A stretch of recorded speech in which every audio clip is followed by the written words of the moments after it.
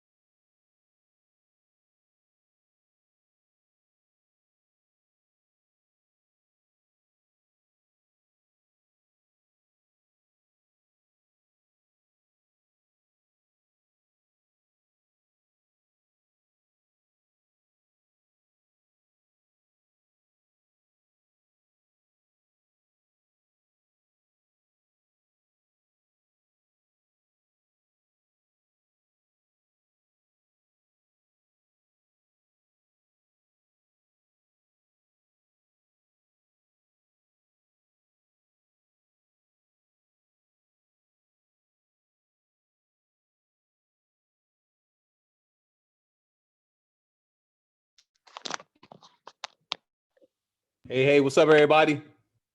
Hey. Good afternoon. Good afternoon. What's going on? Can everybody see me? Can everybody hear me? Yes, sir. Yes. Yep. Hey, we waiting on a few people right now, but I want to thank everybody for coming in. It's been the third week, but we finally did it, Otis. We did it, baby. Otis Griffin, Coach Abdullah, thank you so much. Coming in from Jeddah, Saudi Arabia. My man Rashad Hughes, Coach Ronald Sims, all the way from India. I know it's in the wee hours of the morning. My man Jimmy Buntley, Coach Chris Oriana, and my mom Gloria Peak. Hey, so we got a couple more people waiting for a couple more people to slide in through. They should be coming through now. But what's gonna happen is I'm gonna start up. I'm gonna open up with a few. I got a couple of people that are blessed me that's coming on the show, so I just want to go ahead and get them out of the way, and then we can go ahead and get down to the real business, which is talking about boxing and then talking about COVID-19 and how exactly it's been affecting, the fight world and our own personal lives right now, and what we got to do in order to combat this. Because right now, man, hey, how you doing, Minister Cosmo? How you doing, brother? Another guest. But what we need to do is we need to figure a way how we're going to combat this, because when it comes down to it, things are going to be changed up. And I'm military, and at the end of the day, man, when I was in the military, and some of you was in the military as well, you got to learn how to adapt and overcome. You agree with that? Yes. So that's yes. Yes, sir. That's what we got to do, man. We can't be sitting behind and saying, what if this and what if that. We can't wait on nobody. We just got to understand, what we dealing with and how we're gonna go around and do those things. What's up, Willie? Is that everybody? Waiting for one more person. Does anybody have any questions for me? How you been, man? I'm good. How you doing? Good. Hey, Miss P. Hi, Coach. How you doing? Hey, Jimmy, baby. Hey.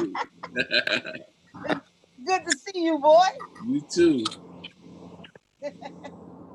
I see you, Champ Willie Monroe. What's up, man? What's good with you? I'm good. Ah.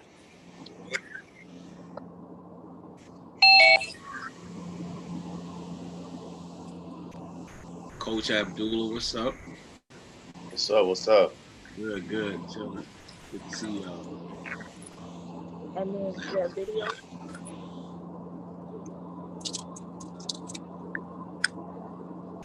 Trying to set my mic.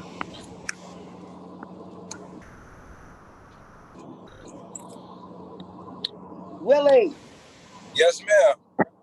how you doing, boy? You don't know anybody. You done moved. You done forgot all about it. I'm telling you, boy, niggas is something else. You know how that city is once you get out of it. Don't throw everybody to the curb, babe. I mean, I always been there for you. I got you. Sit down, thank you. All you gotta do is reach out. I'm available. Hey, I did reach out to you. Are you checking your Instagram? Because I reached out to you on Instagram. I've been working so hard from my from the brand page that I'm like I flip flop a lot, but I work so hard from the brand page and not the actual personal page. So I got to get back over there. Okay. Well, I'll get to you on your personal page then. And I'll leave my number in your inbox. How about that? That way we'll just cut all of the social media out of it. You had a line. All right, baby. That sounds good. Okay. We got 2 more minutes. Awesome. Coach Abdullah, how you doing, brother? I'm all right. How about yourself? Yeah, alhamdulillah, I'm doing fine, brother. Hey, how is the weather in Saudi Arabia? It's in the 80s. It's in the 80s, about the 80s every day. Every day, okay. Hey, I still haven't forgotten, man, my invitation. I'm just waiting to get over there. I heard that. We waiting for you. Okay. Ron, when I'm gonna get my invitation to India? Oh, you can come anytime. Anytime you want to go, come. Hey, I heard if I come over there, I can't mess with no cows though. Leave the cows alone. Yeah, that's true. Don't mess with any animals. Hey, Coach Pete told me she almost got killed by messing with a cow. Don't mess with any animals. Yeah. What city are you in? You did, Coach Pete? Coach Pete? Yeah, babe. I know. I'm in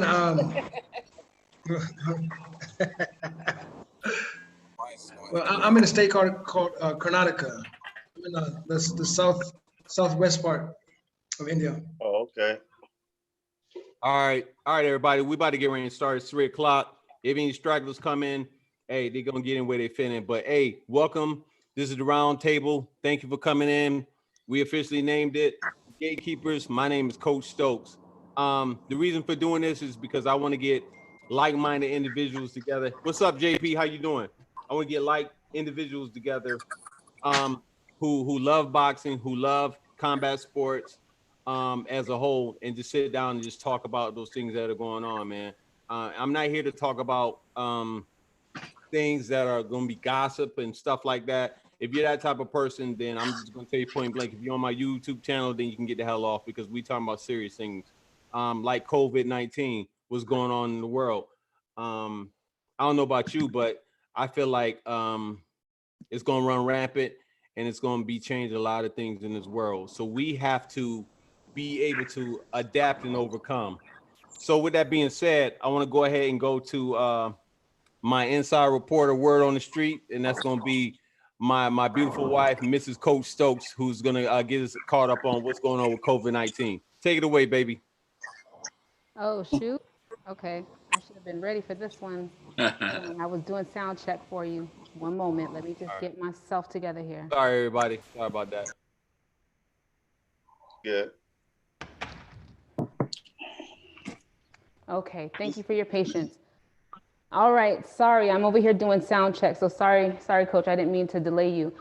So just some updates with COVID-19. I'm sure you guys have heard that the administration is opening up some places of business, one being gyms, with some regulations as far as things being 7 feet apart, people not being too close and working together, having your entire staff know how to properly clean the area, clean equipment, things of that sort, washing your hands. Some places, like I know in California, in Southern California, people are required to wear not so much the protective masks, the masks that are like the N95 or 99, but they want people to wear face covering.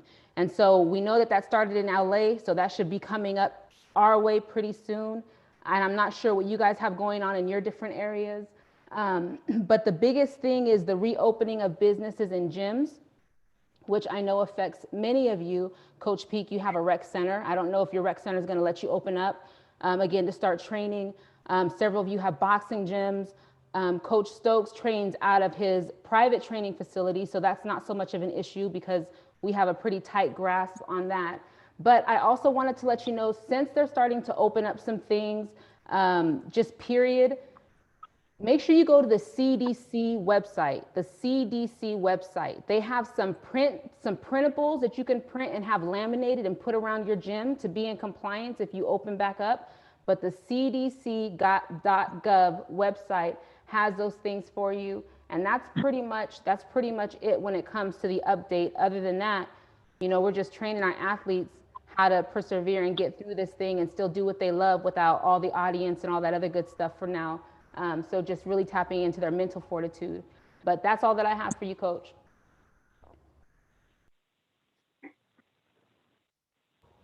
Were you guys able to hear anything I said? Yes, I heard you. Okay, cool. I got everything that you said. Well, I want to make sure I was muted for a minute. I got it.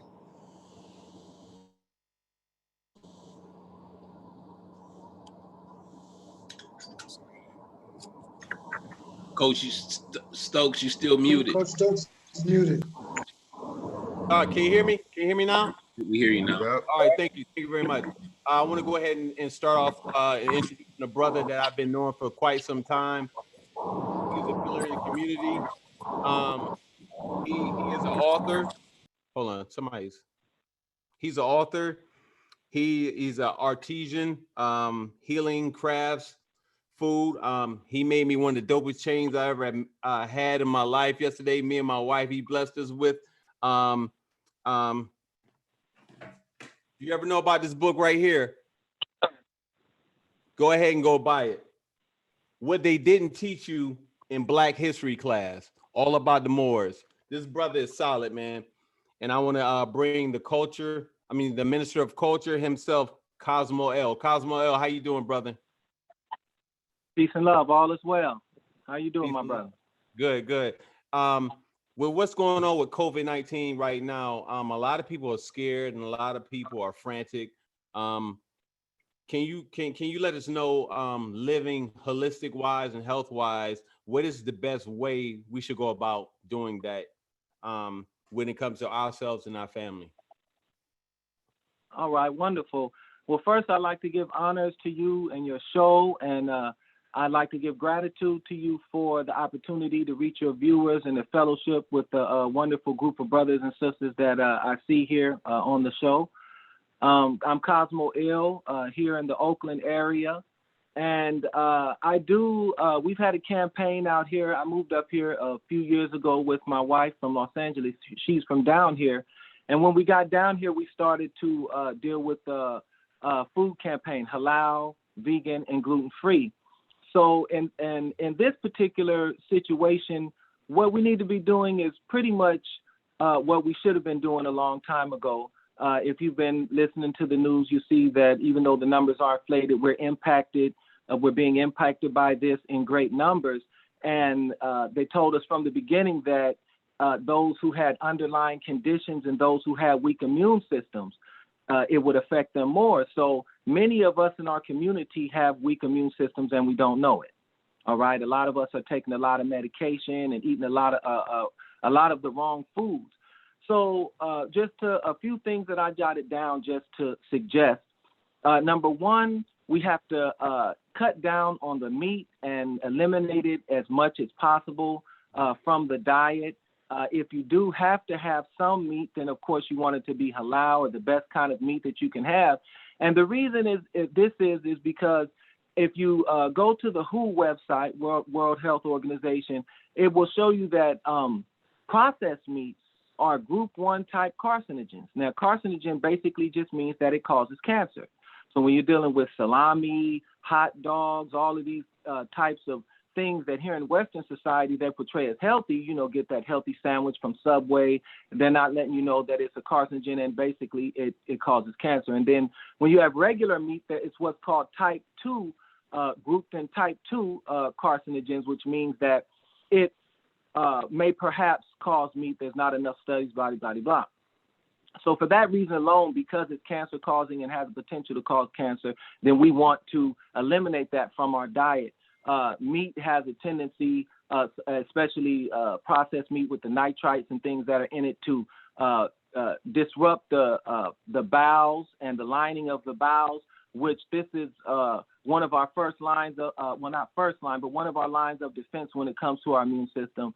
And in doing so, some people say, well, what about the protein? Lentils are a good replacement. If you've ever had our lentils out here, I think you have. Lentils are very delicious. If cooked properly, they have up to 18 grams of protein. Yes. And that's about as much as a hamburger. So then you also have the chickpeas and the beans. Hydration, of course, very important. A lot of people drink sugary drinks and drinks with a lot of sugar. And what they don't know is, especially if you're drinking carbonated drinks, that once you drink a carbonated drink, you have to drink equal that amount in water and then double that amount just to break even, to get that amount of water that you need. So you would have to drink a third cup just to get what you wanted to get as far as hydration anyway. Boxers and a lot of people who train know this. So it's just things that we should have been knowing, things we should have been practicing nutrition-wise, green leafy vegetables. If you do have meat, it's the smallest portion on it. Don't make a meal out of it.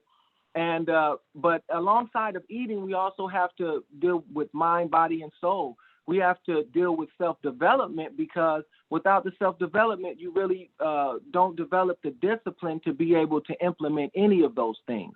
And many of us, this is the last thing I want to say, is that for a lot of us who are into self-developing and trying to exist in a higher realm, this kind of pull back into the homes is actually kind of good for some people. I talk to a lot of people, they say, you know, they're kind of happy. They have time to themselves, they can meditate, they can grow. But we have to also understand that there's another group of people, the group of people that basically works all day and then drinks when they come home at night, right? So now they don't have the job. So now drinking is becoming increased. The person who overindulges in food or doesn't eat when they're gone and then eats when they come back. So alongside of the people who are growing and developing, there's these other people that are also sinking deeper and deeper into their vices, which shows that discipline is so important. And if you can get that from, you know, some type of higher principles or religious ethic, then that's a good thing. So take the time to self-develop, you know, exercise, obviously the body. I'm going to leave that up to the experts, but mentally and also spiritually, we have to kind of align all of that, because if we don't, what's going to happen is as more and more of these types of epidemics and the more and more technology starts to come out that's affecting us these ways, we're not going to be prepared for it. We won't be able to withstand it. And you can already see that right now. Ultimately, we have to let go of plantation lifestyle and get back to our culture, get back to our holistic way of living. Brother, can you please break that down? All right, so halal, I don't know if everybody knows what halal is, but can you explain what halal meat is? And then can you please explain when you say, can we get off the plantation? All right. Well, halal is similar to what some people culture. It's raised, meat is raised in a humane way. Generally it shouldn't be pumped with a lot of chemicals. It would be similar to what people call free range, but the way that it's slaughtered has bearing on the nutritional value of the meat. Of course, a lot of disease is contained within the blood. So when it's slaughtered, halal, which is the jugular vein, is cut, allows the heart to continue to pump and to pump all of that blood out of the meat. Where when you get it from USDA, you see all this, blood in the meat. And that's carrying diseases, has the potential to carry disease. So halal is a very pure, pristine meat. It's an ancient meat by the Muslims, not unlike what the Jews or Hebrews do, sanctioned by the Bible, whereas in the Muslim community is sanctioned by the Quran. So, and what I mean by plantation psychology and plantation lifestyle is when we were in our natural habitats, whether whether you're talking about in Africa, or whether you're talking about here in our melanated habitat, we dealt with herbs similar to greens. We dealt with meat similar to pork. We dealt with grains similar to corn. We did a lot of the same things that we do right now here, because on the plantation, we just worked with what we had, but our culture was still preserved. Those flavors were still preserved in the way that we cook. Only we used healthier things. On the plantation, we had to use the scraps. Anybody study, the chitlins was what they threw in the river, and the lard was the grease that solidified at the top. And, the greens weren't necessarily the best. And we made cornbread to be able to digest the greens. And we were using food is medicine. So we were using food in a way as best as we could with what we had. But now it's time for us to choose better products and things that are actually more healthy for us, like when we were in our melanated habitats cooking our traditional foods. So it's a lifestyle. I'd like to recommend a book by Dr. Layla Africa, African Holistic Health. It breaks down I can't remember the exact name, I believe, but it's something similar to the African food doctrine. And it shows you how the colors of the food relate to the different organs in the body, and how the structure of the leaves relate to either the veins, the circulatory, or the bones, or how red foods are good for the heart, how yellow foods are good for the stomach, because stomach, obviously creates bile, which is yellow. And so matching these colors up to natural functions of the body is something that if they were to read that book, they would be able to have kind of a easy guide by which they could, branch out from there. Okay. I appreciate it. Does anybody have any questions on any of those things that he mentioned? This is Mrs. Coach Stokes. I don't have any questions. Sorry about my profile picture.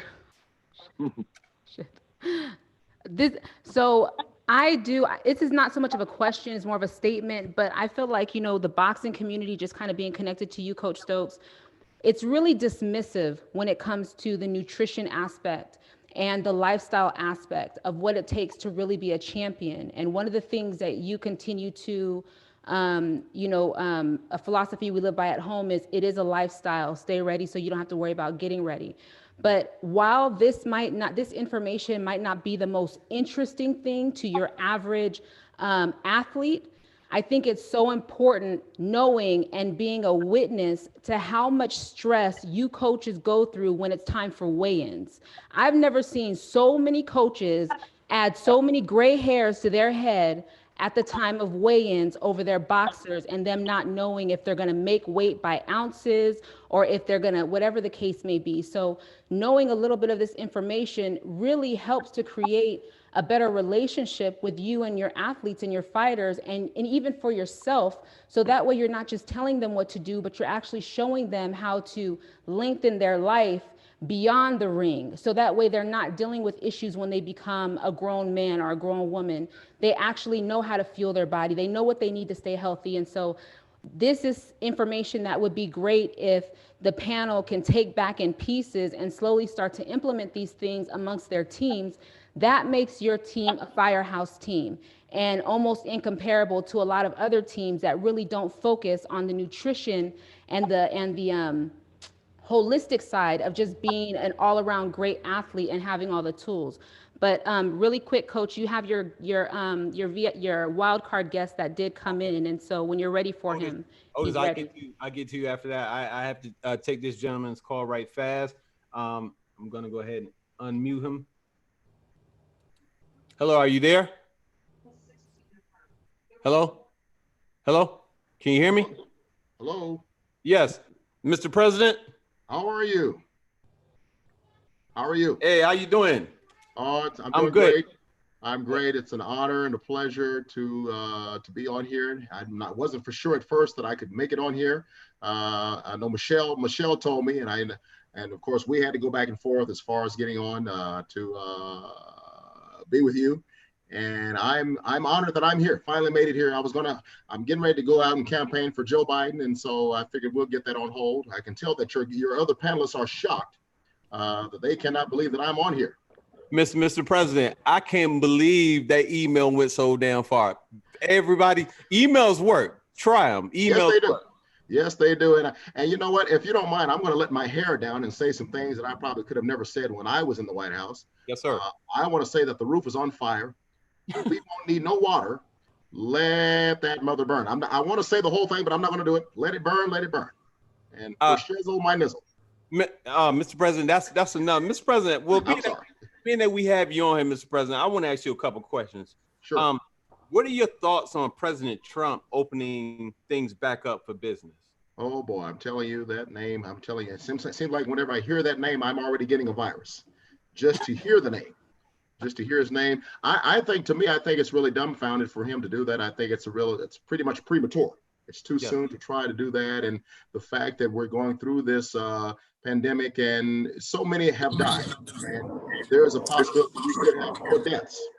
But I think that he should wait and go at it very slowly, be very cautious. And I think that we'll do better to do it that way. I think it's too soon for him to do it the way he's doing it. But I feel that I'm getting that virus now just when you said his name.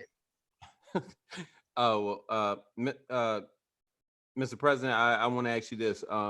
If vaccinations come up, will you and the First Lady, your entire family, will you be getting the vaccination? I don't know. That's something I'm going to have to really talk with Michelle about that. I know it's very facetious. I know some people have their own views about taking a vaccine, which we may not know much about. And of course, everybody's body is different. Our bodies function differently. Even if you took it, who's to say that it may react to you a very different way that it may react to me. I would have to really brainstorm on that and talk to Michelle about that. Okay.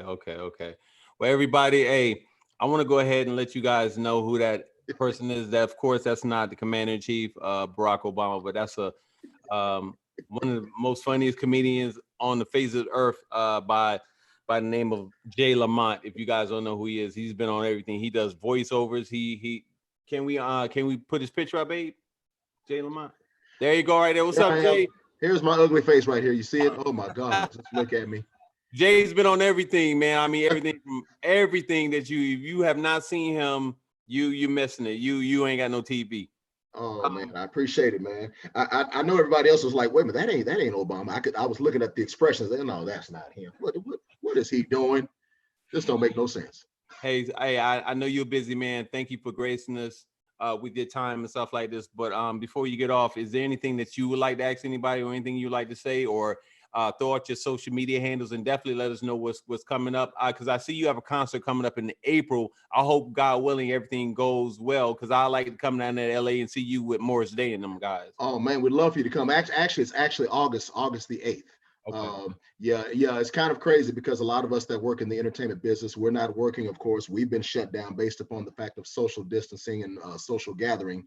As I was telling a lot of my friends, when you're in front of an audience, that is considered a social gathering.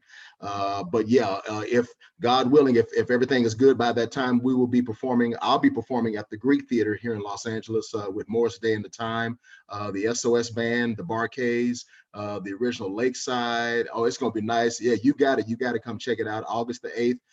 You can find the information on the Greek Theater website, greektheater.org. I believe that's what it is, but it is scheduled to go on as is until further notice. And if anybody wants to hit me up, they can go to Facebook, Twitter, Instagram, Jammin, Jay Lamont, JAMMIN, JAYLAMONT. I've got a live comedy DVD out if you want to get it, if you want to purchase my DVD as well as my music. My website is thejaylamont.com, THEJAYLAMONT. Just asking everybody to stay safe. We know what's going on right now. Protect yourself. I've been protecting myself since I was a kid. For those of you that have not been protecting yourself, I don't know what's going on with you. Wash your hands. I just washed my hands. I'm gonna wash them again as soon as I get off here.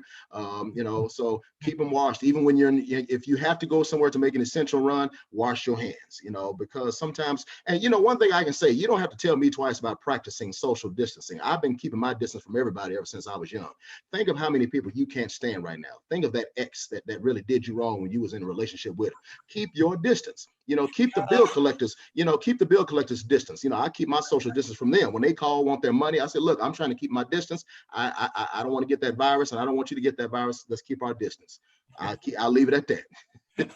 Hey, Jay, I appreciate you, brother. Thank you for everything that you did, man. Yes, sir. He also did the sound bite that I put up this week for the gatekeeper. So that was Jay Lamont voice on there. So I'm definitely gonna be using that. Anytime, brother. Anytime. Hey, one more thing. Could you do an Ernie Isley and for me before you leave, brother? What you know about that, doctor? Anything, man. Anything.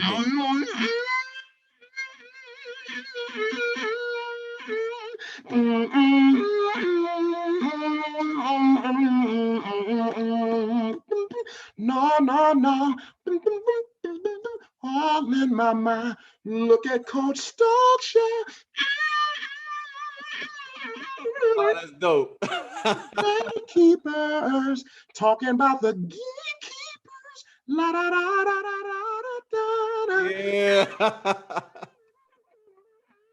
La da da da la da da da da. Okay, that's enough, Ron. That's enough. Oh man. Hey, you killed it right there. Thank you so much, big bro. I appreciate it, Doc. man. Much love to you all, man. Much love. I'll be talking to you soon, brother. Okay, now. All right, then. Take care. Thank you. Hey, everybody. Hey, I need to go ahead and introduce my guest on the show, Coach Gloria Peak, Mount Laurel, New Jersey. Coach Julius Pruitt, Sacramento, California. Otis Triple OP Griffin, Sacramento, California. Rashad Hughes, Moreno Valley, California. Ronald Sims, India. Chris Oriano, Newport Beach, California. Jimmy Buntley, Rochester, New York. Abdullah Al-Kid, Jeddah, Saudi Arabia. And pro boxer Willie El Mongoose Monroe. How we doing, family? I want to know, Ron, let's piggyback off that, man. How have things been for you over there in India?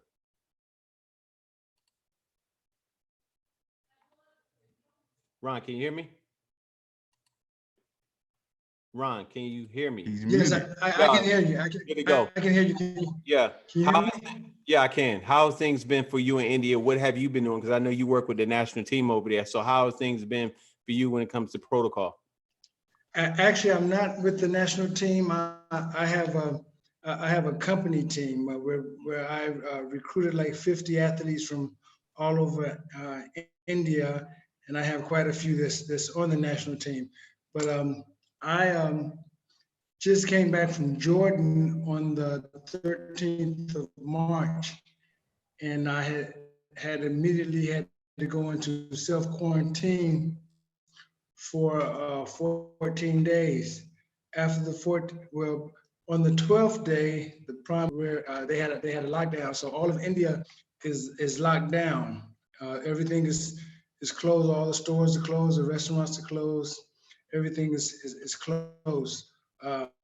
Just 3 days ago, we got special permission to come back to the institute that I work for, and we're a closed-in place. We're gated in. So all of our athletes and our staff here are all safe. No one, everybody's been having their temperature taken, and they went through a questionnaire, and no one has coronavirus here. So we're on lockdown, just like majority of the rest of the world. I think that USA is a little bit more free, and I think that might be a reason why it's spread it so widely, because I think I think a lot of people in America, they feel that freedom is free, and people don't realize that freedom is not free.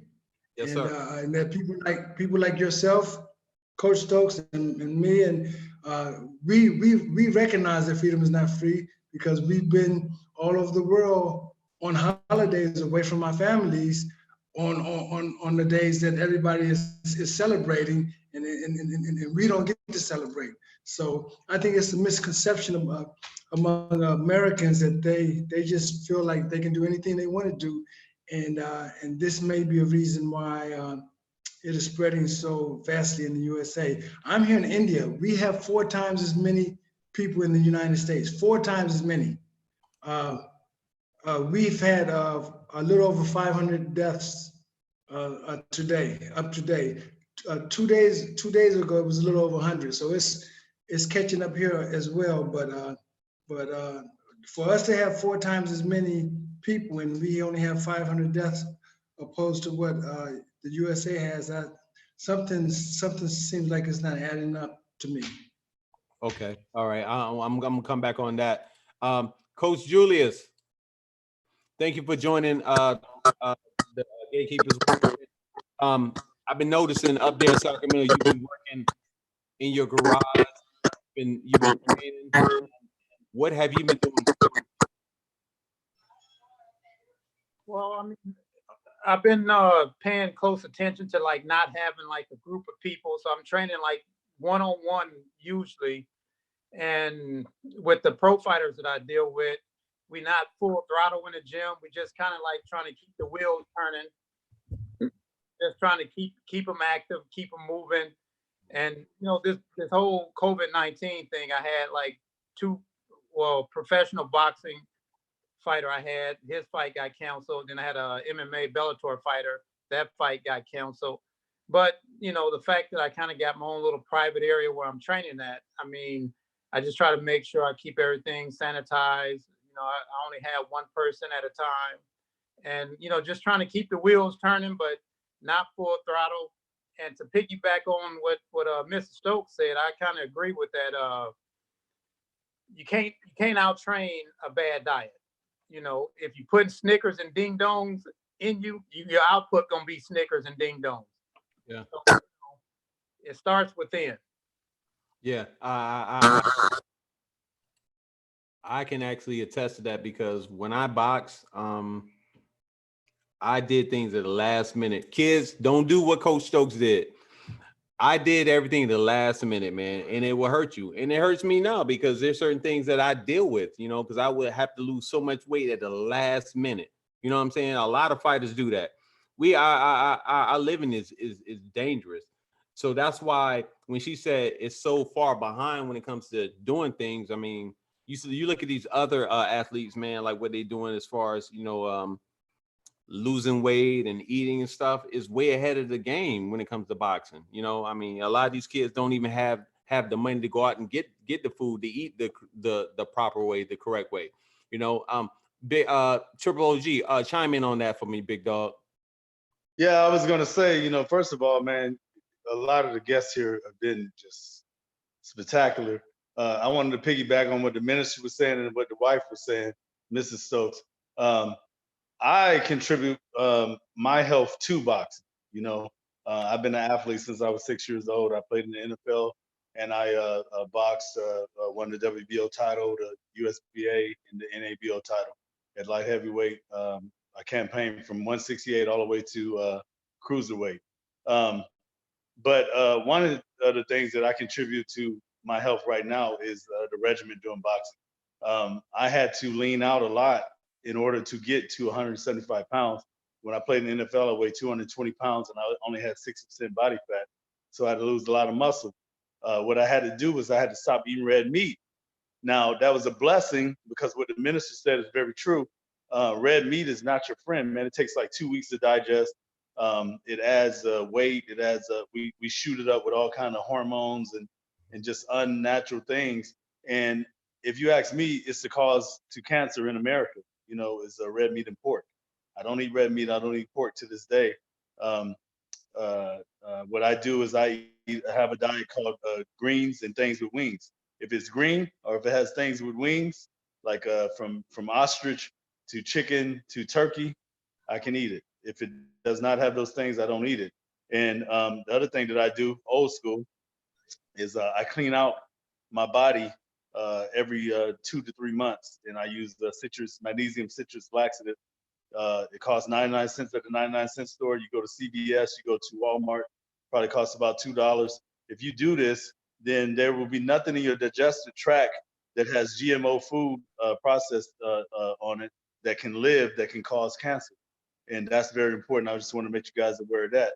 The other thing I wanted to hit you guys with is that, and I don't tell everybody this, but I'm gonna go ahead and step out on a limb and say it. I got Corona when I was coming back from Baltimore with Michael Guy. There was a lot of international travelers on the flight, and obviously they passed it on to me. At the time, I didn't know it was Corona because this was like at the end of January, and nobody was really tripping on it at the time. But then my doctor called me back and was like, "Hey, that was Corona. You need to come in and make sure that you don't have it still and all this stuff." So what happened was because of I'm originally from Alabama, my old school nature, I put on 3 layers of sweats and Vicks Vapor Rub, sweated out the fever. All right. Also, the doctor was telling me that I needed electrolytes. So because of boxing, I drink Gatorade, I drink Pedialyte, and I got through it. So the first 3 days, I couldn't even walk. I couldn't stand up. They said I had influenza A, which is something that they usually diagnose these people with, or pneumonia, and then you end up finding out that you have corona after that. So you have to get the ailment out of your body. You know what I'm saying? You have to take it very seriously. Apple cider vinegar to clear the throat. I've been drinking that my whole life to thin out my blood, so I can run more miles and stuff like that. So went to the kitchen, clearing it out. You know what I'm saying?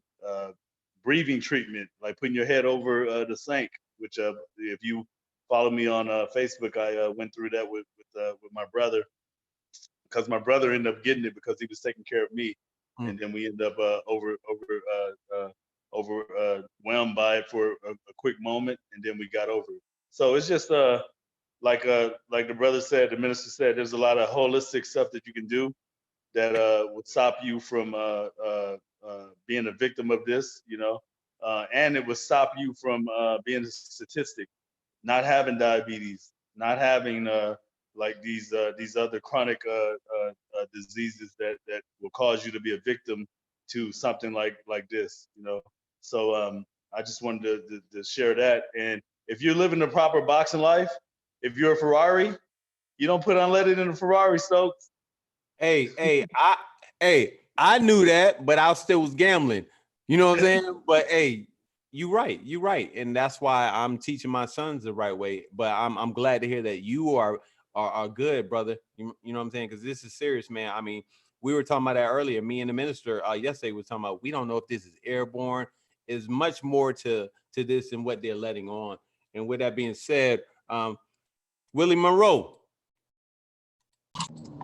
Can y'all hear me? I can hear you, brother. Thank you for joining the show, man.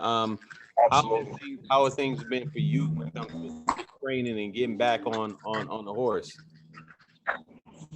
It's been pretty cool for me. I'm just staying doing what I have to do without a gym.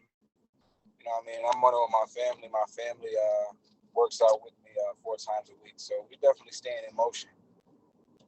Okay. Hey, I want to ask you this because boxing is going to, I mean, especially when it comes to the professionals, like Coach Peak and I were talking about earlier that, the big name fighters, it's going to come to the venues like yourself and, other guys. But I want to know this, man, how long do you foresee it before boxing actually comes back around? You there, Willie? Willie, you there? Okay. Right. Can you hear me, Willie? Yeah. Can you hear me? Yeah, I hear you now. Am I there now? Yes. Okay. Cool. I thought I was muted. Did you hear me? Yeah. So, but honestly, I'm not even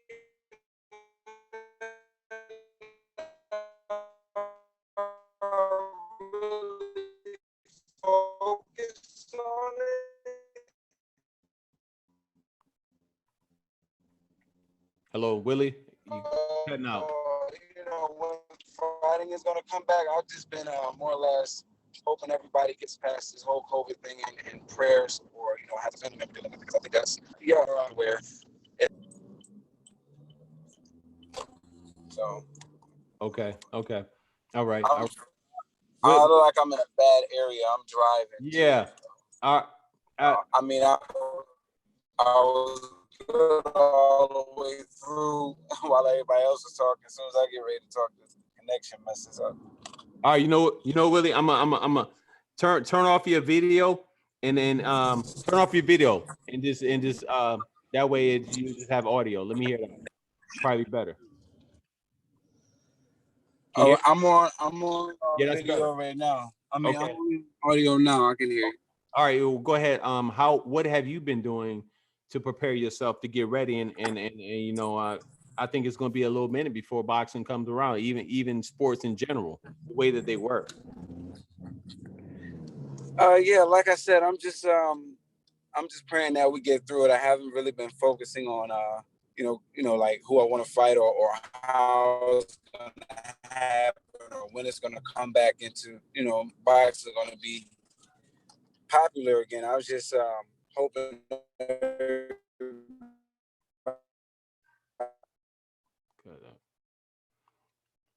All right, well, Willie's in the back. It's bigger than boxing. Okay. Willie.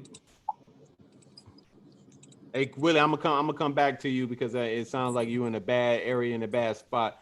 But I do want to go ahead and go on to other guests. And Coach Abdullah, can you hear me, Coach Abdullah? Yeah, I can hear you. Coach Abdullah, I know things are different all around the world, but how has it been over there in Saudi Arabia? What have they been doing? Well, we're on 24-hour lockdown. Basically, you can't go outside of your neighborhood, and you can only leave the house from 7 a.m. and you have to be in by 3 p.m. So that's totally shut down all the training, all the gyms, everything except for the essential businesses like grocery stores, pharmacies. I think the car mechanics and things that you might need around the house and things that are necessary for you to move around. But that's where we're at right now. The thing about Saudi is that they have like about a 94% recovery rate. So people seem to be recovering. Where it started was in the Eastern province, and the last I checked, they don't even have any new cases. But all the Mecca, Medina, they're totally locked down, and that's where the Mecca, Medina, and the capital Riyadh, where they had the uh, Anthony Joshua and Ruiz rematch. Those are the three places that are being hit the hardest with the coronavirus. As far as the training goes, it stopped. They just had an amateur. I had two athletes I was training. They had an amateur boxing tournament where the purse for each weight class was going to be 1 million Saudi riyals, which is about close to $300,000, and that got put on hold. So that's as far as the coronavirus. That's where we are. You can't do anything. Nobody can. You got a few guys that chap in. They're training on their own, but that's about it. Do you have you tried any social media online training with those guys, or have you tapped into that, or have you talked to them by telephone? I mean, how have you been staying in contact with these individuals? Yeah. We do things by social media, giving them little workouts. But there's how can I say this delicately? Things are different here. I'll say it like that. Here we have to stay on our athletes. Sports in this country is kind of a new thing. The only thing they had was soccer for a long time. You had the most famous boxer here. He had no one to spar. Harun Yusuf. He sparred Dwight Muhammad Kawi back in the day. When he came over to Saudi Arabia, they sparred. That was he didn't have anybody to spar. He was the Asian champion way back, I think, in the 80s. So things are different. So the drive, the drive that we grew up with to be a great athlete, is something that the coaches that come from the West, that's what we're teaching these guys, even though they might have the talent. So a lot of times, if you're not able to stay on these guys, not all of the athletes have that drive. You know what I mean? Any excuse to not train could shut a guy down over here. And I'm not saying that for every athlete, but the athletes that I've been exposed to, it's been like that. And a lot of coaches, we have Coach Nasser Nettles, who used to coach Omar Sheikha and Creighton. And I think he coached like 4 world champion. He's over here. And we have a guy from Patterson, New Jersey, another coach Nasser. And then there's a coach, he's originally from Morocco, but he's an American. He's in Riyadh. So all of us, we've talked, and that's our biggest battle, is just trying to build the athletes and the champions mentality. Because a lot of the guys, it's they want to be, they see the end of the road. They see the prize, but they don't understand what the work is. Yes. What it takes to get there. That's what so yeah, I have a couple of guys I'm keeping in contact with, but I would say that it's a challenge though. It's a challenge. Yeah. Yeah. I definitely. Before I go on, I gotta show my shirt. Check this out, everybody. You see that? I gotta plug my man Darnell Banks, Southern California. If you can go on Instagram, certified fan tees. These right here are incredible, man. They do not rub off. You can wash them 100 times. They still gonna be there. Good dude, man. Good guy, Darnell Banks. So I want to go ahead and plug him right fast. Coach Rashad Hughes. How you doing, brother? Good, I'm good. How about yourself? Good, good, good. Coach, you're down there in Southern Cal, man. What are they doing? Because I know they close all the gyms down, or are some gyms still open? I mean, how have you been training with your son Isaiah? No, the gyms are closed. Our gym's closed, and they just make you have to wear the mask everywhere you go. Gloves. You can't get into Walmart. But me and my son, we just been training here at the house. I gave him about 2 weeks off because when we got back from Kansas, that's when the epidemic hit. So I gave him a couple of weeks off. He had about 20 fights in a calendar year. So gave him a week off, 2 weeks, and we back at it here. I got everything here, so we don't need the gym. Right. Definitely. Okay, all right, Coach. Thanks for that, Coach. Coach Gloria P. So, Coach, yes. I was gonna get to you, man. I know you about to cut my head off. I was gonna get to you. Those of you that don't know, this is Coach Gloria Peak. She's the first female to ever coach men in the Olympics. This is Coach Gloria Peak. Coach Peak, what have you been doing?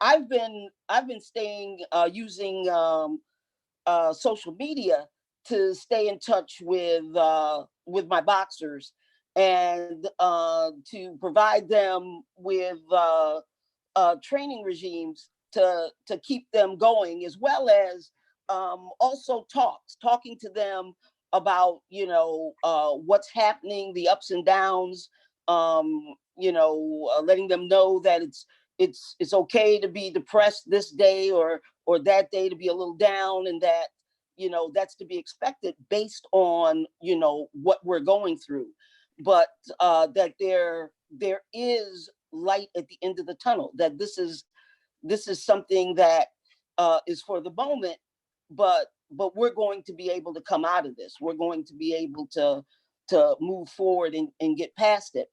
Because what I find in working with the amateurs, you've got to do a lot of that encouragement. You've got to keep your hands on them, in order to keep them on the road, going towards, keeping themselves developed physically, mentally, and as Lanisha and the minister was talking about, eating right, trying to get them to eat right, which is extremely difficult, especially in today's society and with fast foods and everything. But the only way that change happens is that you've got to be in their ear almost 24/7.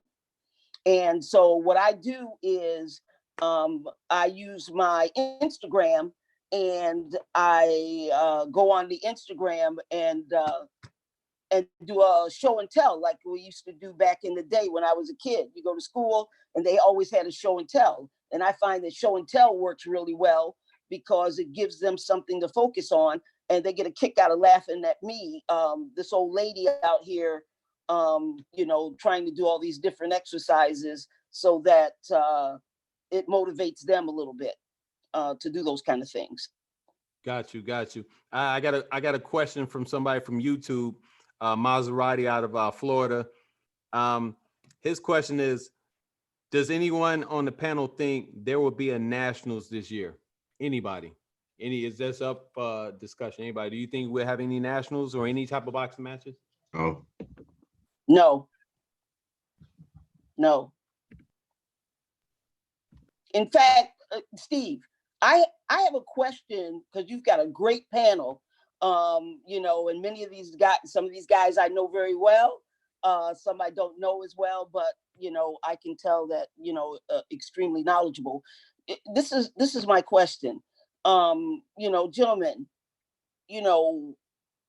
what do you think boxing is going to look like, okay, when this is over? Because it will not be the same. We're not going back to the way it was before, based on the distancing and all of that.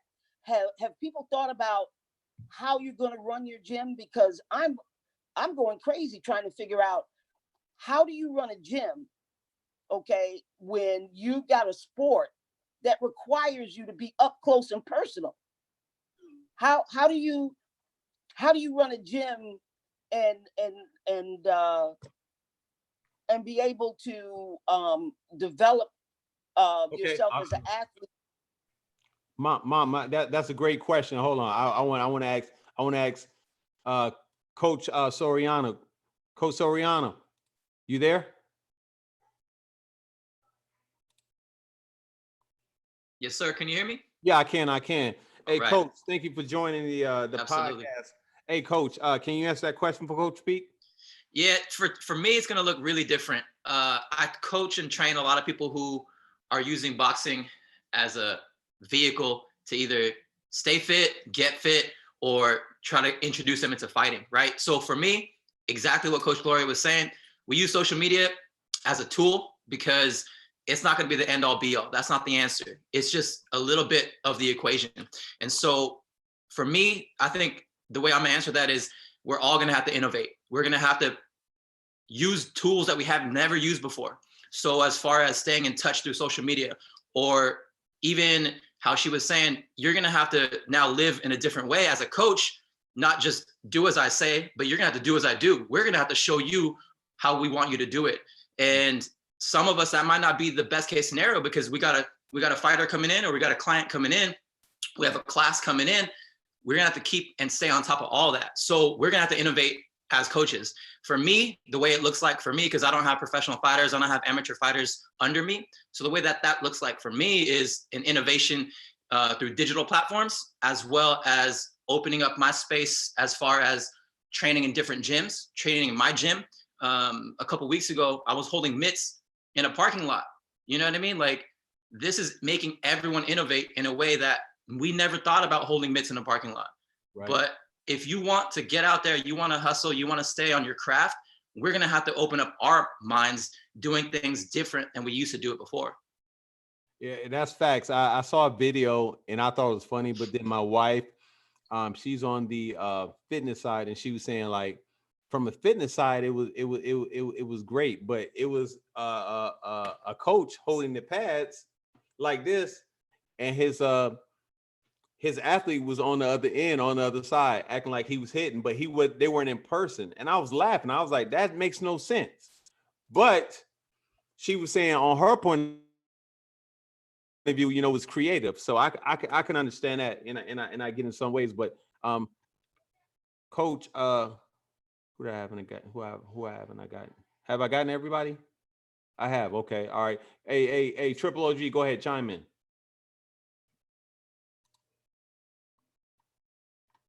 Can't hear you. Muted. Yeah. Oh yeah. Can you hear me? Yeah, I hear you. What I wanted to say was, it's old school. Like, anybody that comes from old school boxing knows that our military, medical. I work in the prison system. It's called universal precautions. All right. If you use universal precautions, you have to think that the person in front of you is ill at all times, right? So what's going to happen is your classes are going to have to get smaller. You can't have 40 to 45 people crammed into a gym for classes. Like, if you're just doing, like, you know, a Taibo type workout for people that are just trying to get in shape, you're not going to be able to do that. You're going to have to narrow it down to about 10 to 15 people. You know what I'm saying? With that, you're also going to have to protect your athletes, like your professional boxers, your Olympians. You're going to have to do one-on-ones with them, or just do sparring sessions with them, but everyone's going to have to be tested. You're going to have to be tested. One thing that we do in the Department of Corrections is, when you walk in every day for work, they check your temperature. Have you been sick? Has your nose been running? You know, all this kind of stuff. If you show any signs of this stuff, they're sending you back out. You never even make it into the institution. Now, I know that some people are asymptomatic, you know what I'm saying, and they can get past those tests or whatever. But at the same time, that's going to narrow down things. So now, with the boxers, the professionals, and the amateurs, we're going to have to test them. Besides blood work, besides, you know, eyes and all those kind of medicals, we're going to have corona medicals. You know what I'm saying? Just for you to be able to spar a guy in the gym. It's not going to be like, oh, let's drive down here and spar a guy. Like, no, we need that blood test. We need the, we need the corona test. We need all that. So I mean, it's stuff that should have been done anyway. If you think about it, universal precautions. That's all I have to say. Okay. Thank you, Otis. My man Jimmy Buntley. Jimmy Buntley, this is a good friend of mine, Rochester, New York. He used to box back in the day, and he's really heavy into the game of bodybuilding right now. How has it been on your side when it comes to that side of the world, bodybuilding and doing those things, Jimmy? Because I know it's, I mean, you can't go to the gym and pump iron like you want to, but when they set this everything back together, how is life going to be? That's a good question, but just to piggyback off the minister with foods, this is a really good book. I'll try. It's called 150 Foods on Earth Eats. It talks about the green foods, the yellow foods, the red foods, things that you should be eating. I think I'm gonna try to send the description to all you guys when this is over. But this is a really good book to have in your arsenal. And the other thing he was talking about, the magnesium, Triple OG was talking about. This is very important. Like, I pop these bad boys every day, helps clean out the digestive system. And your part of the question you was asking, Steve, I think people are gonna have to just be more innovative now and just be more mindful of touching things at the gym and washing your hands and being careful at these gyms. When it was open, I was carrying around this. Every time I touch a weight, I would, wash my hands real quick with that, but just gonna have to be more mindful of what you're doing in your environment as well. But again, to piggyback off the minister, again, nutrition is very, very important, especially in the Black communities, man. We don't get taught enough about nutrition. You might have all the talents in the world, but 90% of your success is going to depend on your nutrition and what you're eating and what you're putting into your body. A lot of the young kids, they're not aware of that. So, about what they need to eat. And we also live in what they call a food desert. You can go anywhere, you can't find fresh food, but you could find McDonald's and Burger King and Popeyes and Wendy's and all this garbage, and then you get used to, so many people I know are so used to eating garbage that they don't really want to eat, broccoli and spinach. I don't eat that because the body is so used to taking in trash. Right. I'm wondering this though, for everybody, will we be able to do that? Because you got people just acting crazy now. Like, I can't go outside. I can't do this, man. You need to relax. You need to calm down and get your house in order. You know what I'm saying? You got cats that's like, I got friends that's like, man, my wife is drive me crazy. My kids are driving me crazy. I'm about to jump off the ledge. Like, man, you only been in the house with them for 2 weeks. What are you talking about? So yeah. I mean, can we do that as a whole? Because you see countries like Saudi Arabia, Coach Abdullah said, they got them on lockdown. Other countries, they are not playing around. But here in America, it's like, you either do it or you want to do it. We have to take care of this right now, because if we don't, man, it's gonna be even worse. I think it's gonna be a blessing, because it's a double-edged sword. I think out of this, a lot of great new business ideas can come out of this. If people sit down, like, you know what, maybe, the barbershops are closed, I could start a mobile barber, so I don't have all of these customers coming in my shop, or I could have a mobile fitness class where I come to you and teach you different things, or I could have being on the internet. It's just a lot of good things are gonna come out of this, as well as bad. Definitely, without a doubt.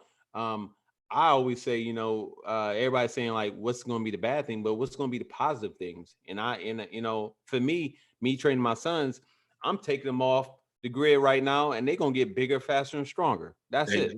Yeah. And we're going to come back to the table, and we're going to do what we do. I want to know this, Coach Peak. Coach Peak, do you, what you talked about programs, for example, what would you have your guys do for the week? Okay, well, for the week, I have what I call the coronavirus training sessions for them. And so I kind of lay it out. Every day, they've got to do some kind of daily stretching for about 10 to 15 minutes. And these are stretches that we've been doing in the gym. So they pretty much know the type of stretches they need is basically, especially since some of them have, back tightness or some type of leg, calf tightness. So they would stretch. Their running schedule would look like Monday, Wednesday, Friday would be would be your sprint days. Those are days that you're probably doing 100-yard dash, 220, or you can do evens in the parking lot. And evens would be with 2s, 4s, 6, 8s, 10s, 12s, and What are evens, they are Coach? split. Coach, I know what Pardon evens me? are. I know what evens are, but everybody else may not know what evens are. Can you explain what evens are? Okay, so you're in a basketball court, okay, length of a basketball court. And evens would be this. I'd have you lined up and I would say, okay, you're running 3/4 speed to the end and back. And the first time you're doing 2s. So that means you're down and back. The next time, 4s, down, back, down, back.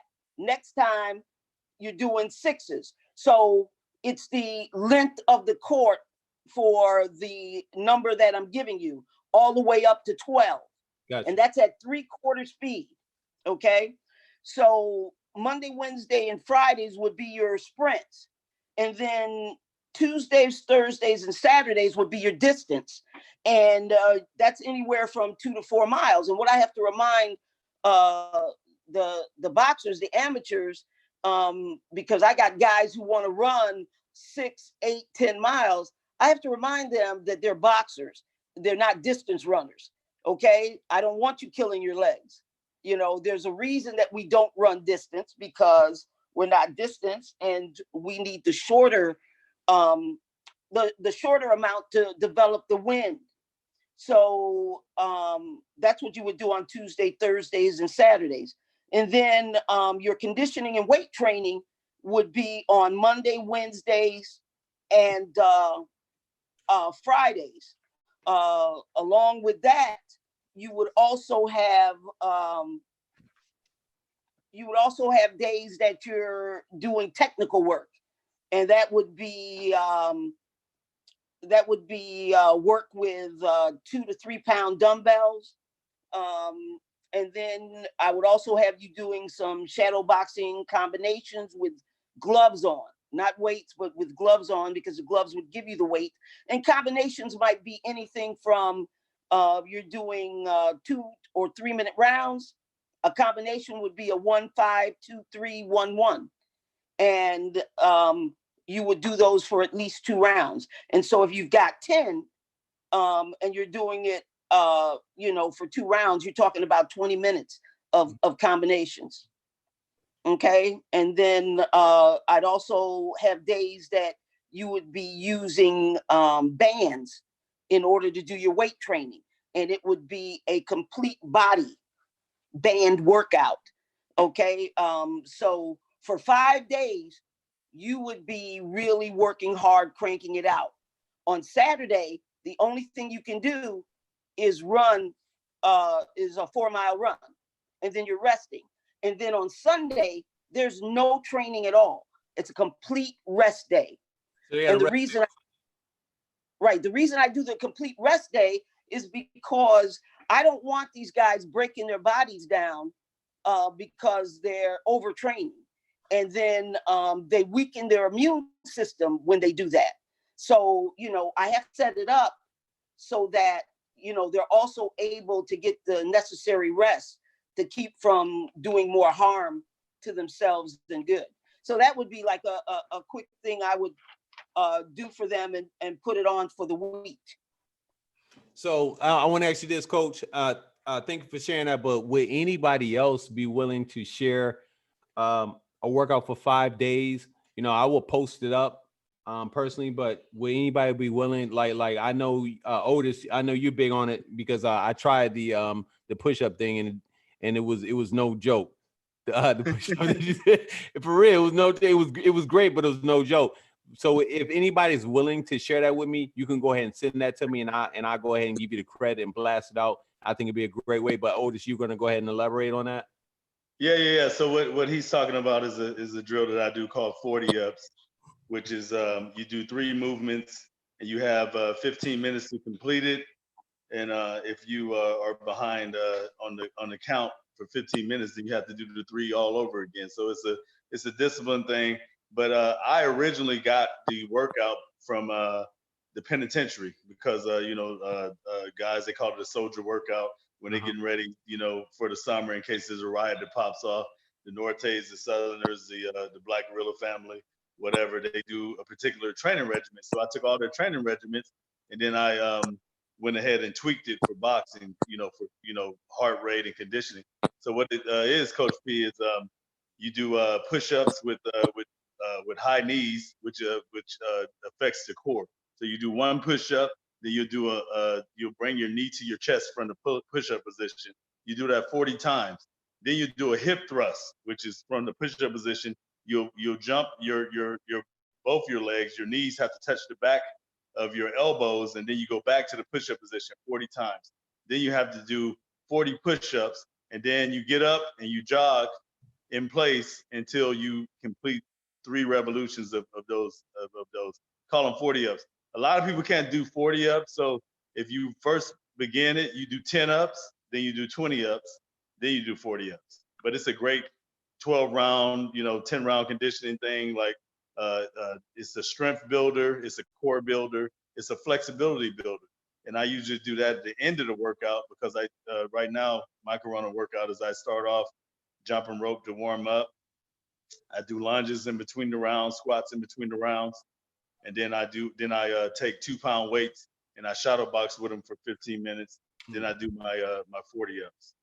Okay. So what I'm gonna do is I'm gonna put this out there, everybody, challenge everybody. I'm gonna do it. You ain't gotta record yourself, but I'm gonna record myself to show Otis that I did it, and everybody else. I'm 46, so I'm getting 50 is right around the corner, so I got to make myself feel good. You feel what I'm saying? So I'm gonna go ahead and do it. I'm gonna tag everybody, and I want everybody to reciprocate, to try to do it their best. Is that a deal for everybody? Give me a thumbs up. Try it at least. Come on, y'all. There you go. Hey, Coach P.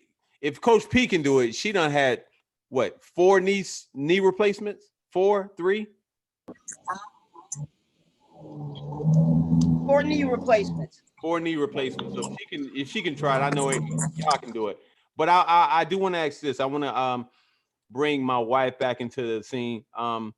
What are some things that there's a lot of fighters, people in general, man, just really don't know what's going on because they got laid off, they can't work, they have no idea, they're clueless. What are some things that that people can do out there to get their hustle on? I'm talking about that are legal, you know what I'm saying? What are some things that you've seen or maybe that you've been doing yourself? You know what, Coach and panel, I have to put this out here first and foremost. Like my husband said, I do come from the fitness side of things. I do hit pads and I do try to go through the same things that a boxing competitor would participate in because I want to experience it as a fitness professional. The way that I kind of do things is I don't want to just teach it because I have a certification. I want to understand the process. I want to understand why do you got to make weight? What does it feel like to weigh in every day? What does it feel like to have to run and jump rope and hit mitts and spar and all those things? And so I challenge myself in that way. But I would say this, I know how rigid boxing coaches and people that have been in boxing for a long time can be.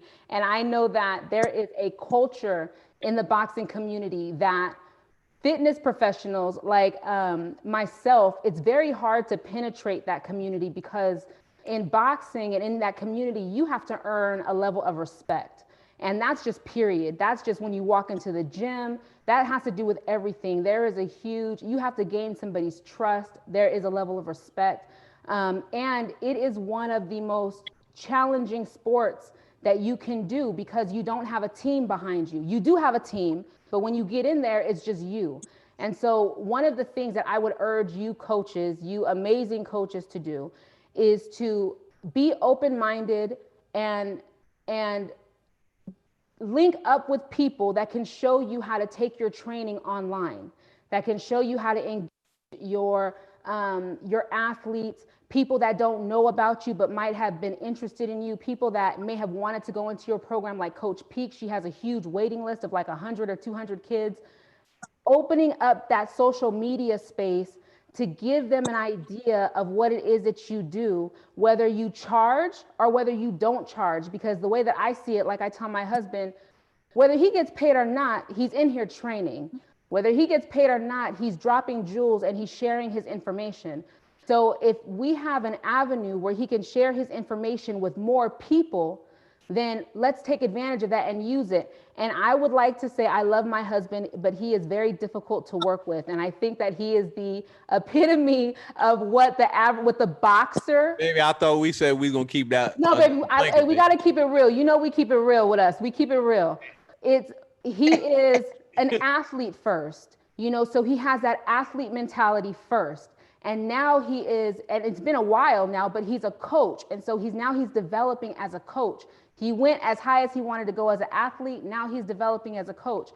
Telling my husband to start a Zoom call so he can do a roundtable or do a personal training session, he looks at me and he'll laugh at me. Or we get started with things, I don't want to deal with it because I don't deal with computers like that. I don't deal with these things like that. And so be patient with yourself, but link up with somebody that can show you how to put yourself in on YouTube, on Instagram, on Facebook, because this is the new newspaper. This is the new window shopping, you know, right now, and you have so many options that there's really no reason to not have any money coming in because of your expertise. You can literally create a conditioning program for people that want to do things in fitness, for like people like me who love boxing. We don't want no soft boxing. We want the real deal. I want you to put me through it like you put your athletes through it. You could literally share a program with somebody like me and make some money and pre-record everything, and you only invested 2 or 3 hours in that recording, but you have residual income coming in while you sleep. You're not having to get up and train 50 people for 30 minutes throughout the day.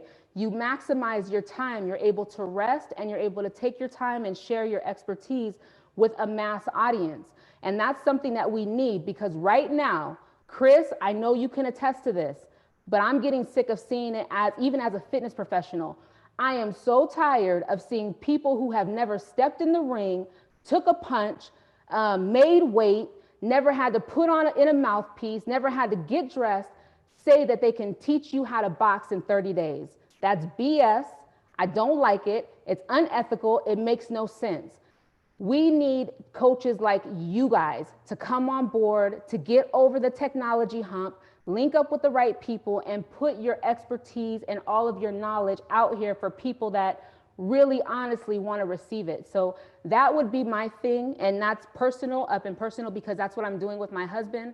But that would be something I would urge this entire panel to do. Rashad, you working with your son. There's a lot of coaches out here that are fathers teaching their sons. What do you do? How do you get through it? How do you keep the patience and the balance in your want to know that? Coach Stokes, people want to know that. Coach Peak, there's women out here that are training fighters or that are coaches, and you are a spearhead, literally. You are the spearhead. You are a multi-Hall of Famer. You were an Olympic coach. You have all of this knowledge. Otis, you've done 2 sports. Jimmy, you've gone back and forth. Coach Abdullah, you are in a whole nother country, in a whole nother culture. You have things to contribute. JP, you have things to contribute. Mr. Sims, you have things to contribute. So I really think that, as challenging as it might be for some of you guys, linking up with the right people and getting online is going to be one of the greatest things that you will do in this new time. And when stuff happens like this again, you're already ready for it. You already have a program. You already know what you got to do. The only thing that would mess us up is if we lost electricity, power. But other than that, you have everything that you need to continue to bring income into your account, even while you're not in the gym, because people want to hear from you. So that's my spill. Thank you, Mrs. Stokes. I have one last question before we adjourn, and this is what I want to know. Why did you choose boxing? Everybody. I just want to know, why did you choose boxing? Because the reason why I call this the gatekeepers is anybody that can represent Anybody that can stand up for the sport of boxing or combat sports is a gatekeeper. We are the ones that's going to make sure that it keeps going on and on and on. So with that being said, Otis, why did you get in boxing? Oh man, y'all about to hear the funniest story ever. I think my boy, I think he put it in Ring Magazine, Mark Ortega.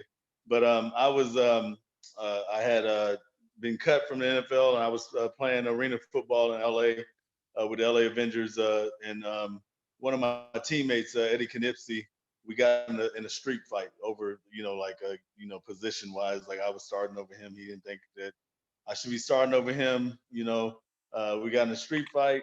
It was all good when it was just hands. I busted his nose. It was like something out of a Bruce Lee movie. He was like, "Oh, you want to fight?" And I was like, "I thought that's what we've been doing." He went into this whole Eddie Gordo thing, which is a New Zealand martial arts called Capoeira, and he just, he hit me with so much stuff. My teammate and the guy I drove over there with, John Jefferson, was like, "Man, it was like Mortal Kombat. Like when they say finishing, hit you with so many combinations and everything." So I just remember when my uncle told me, "You got to get a karate guy on the ground." I got him on the ground, held him down. And then my boy broke up the fight. Was like, "Oh man, y'all teammates, man, break this up." We got in the car. He drove me back. He was like, "Oh gee," he's like, "Man, I thought you was dead." So from there, I went to Nasser Navaroni's Kickboxing Incorporated up in Roseville, because we both got kicked off the team for fighting. And I started taking, Muay Thai at first, just learning how to fight. And then I started taking Shotokan karate. Then Nasser was like, "Hey man, you're a good athlete. What's your background?" I was like, "Oh, I played in the NFL. I just, left the Arena Football League." He was like, "Hey man, come every day for 6 months and we'll see what's up." So I came every day for 6 months. He was teaching me just the class work, you know what I'm saying? Then he's like, "Hey, I want you to spar these guys." And I'm like, "Man, what? Like, I can't spar them dudes, man. That's Mike Sims, Eric Regan, Chris Cruz, So they beat my ass for the next 6 months. And then through the grace of God, Oscar De La Hoya was, he went through 16 different countries and like thousands of people. And he was like, "Man, he the Hall of Fame trainer, rest in peace, Don Chargan." He was like, "Hey, we're looking for colorful people to put on our reality show." And at the time I had went through 10 amateur fights. I was 9-1.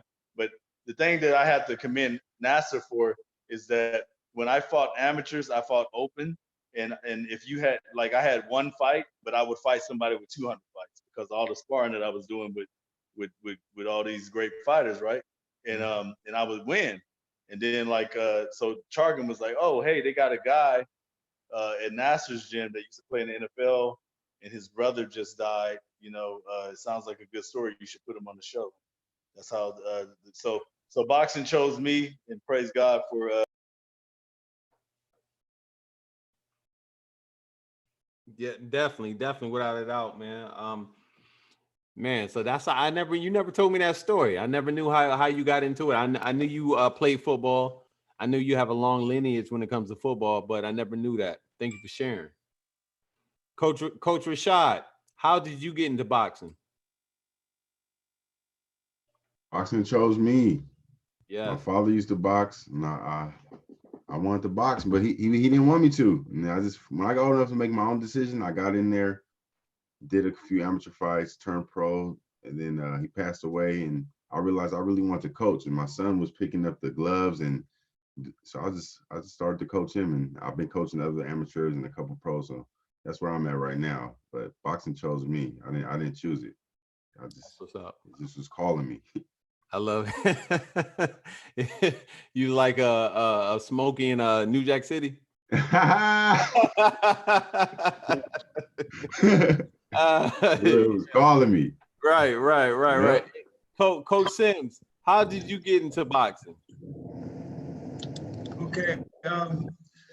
Hey, Coach Stokes, I was wondering if I can share two things before I go into that, because is it okay if I do that? Share two things I want to do. No problem.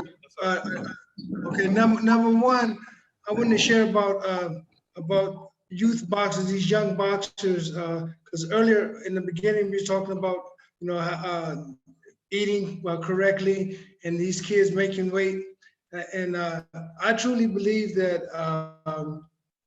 kids, if they're like under 17, 18 years old, we should not be making them make weight.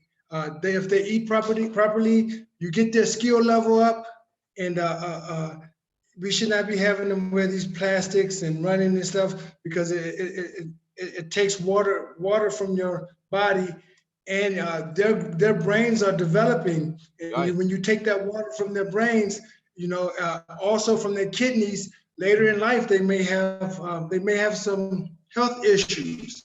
So we need to be careful about having these young kids trained to make weight. I feel very strongly about that.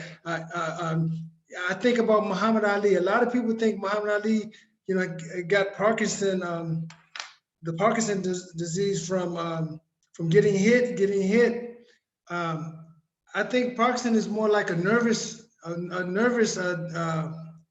disease, and I think that what happened with him is, I was a very big fan from Muhammad Ali. As a matter of fact, he's the one that inspired me to box, and I would finish off with that. But he used to lose like 30 pounds to make weight, and then he'll gain it all back. Then he'll lose 30 pounds again, gain it all back. That has to take a toll on your nervous system. And so we have to be careful with our little kids, making them go through that, their bodies go through that type of trauma. Okay. Second of all, we talked about how boxing is going to change due to this coronavirus. I really don't think it's going to change too much, because you got to remember we've had like the flu, H1N1, Ebola. Okay, I think that we just kind of made a mistake here. I think that when they disbanded that 75-man team that looked out for these viruses to contain them, once they saw something, they were we need to contain here, because we did not have that team, so it spread it all over the world. That's my take on it. But this is going to get contained. It's going to go away. I just think that, like someone said earlier, we need to practice what we should have practiced all along. Make sure we wash our hands. Make sure we're clean. Make sure when somebody's coming to the gym, they're not sick. Now, maybe we have to start taking temperature when they come in the gym. When you use things, wipe them down. Matter of fact, have a clean gym. I see a lot of gyms. I mean, we can't have the old funky gyms like we used to have in the old days. We need to have clean gyms. Those days are over. I came up in the Air Force. Yeah, the dirty, funky gyms with that smell. People like that smell. No, we got to get rid of that. So I think that boxing is gonna flourish the way it's been flourishing.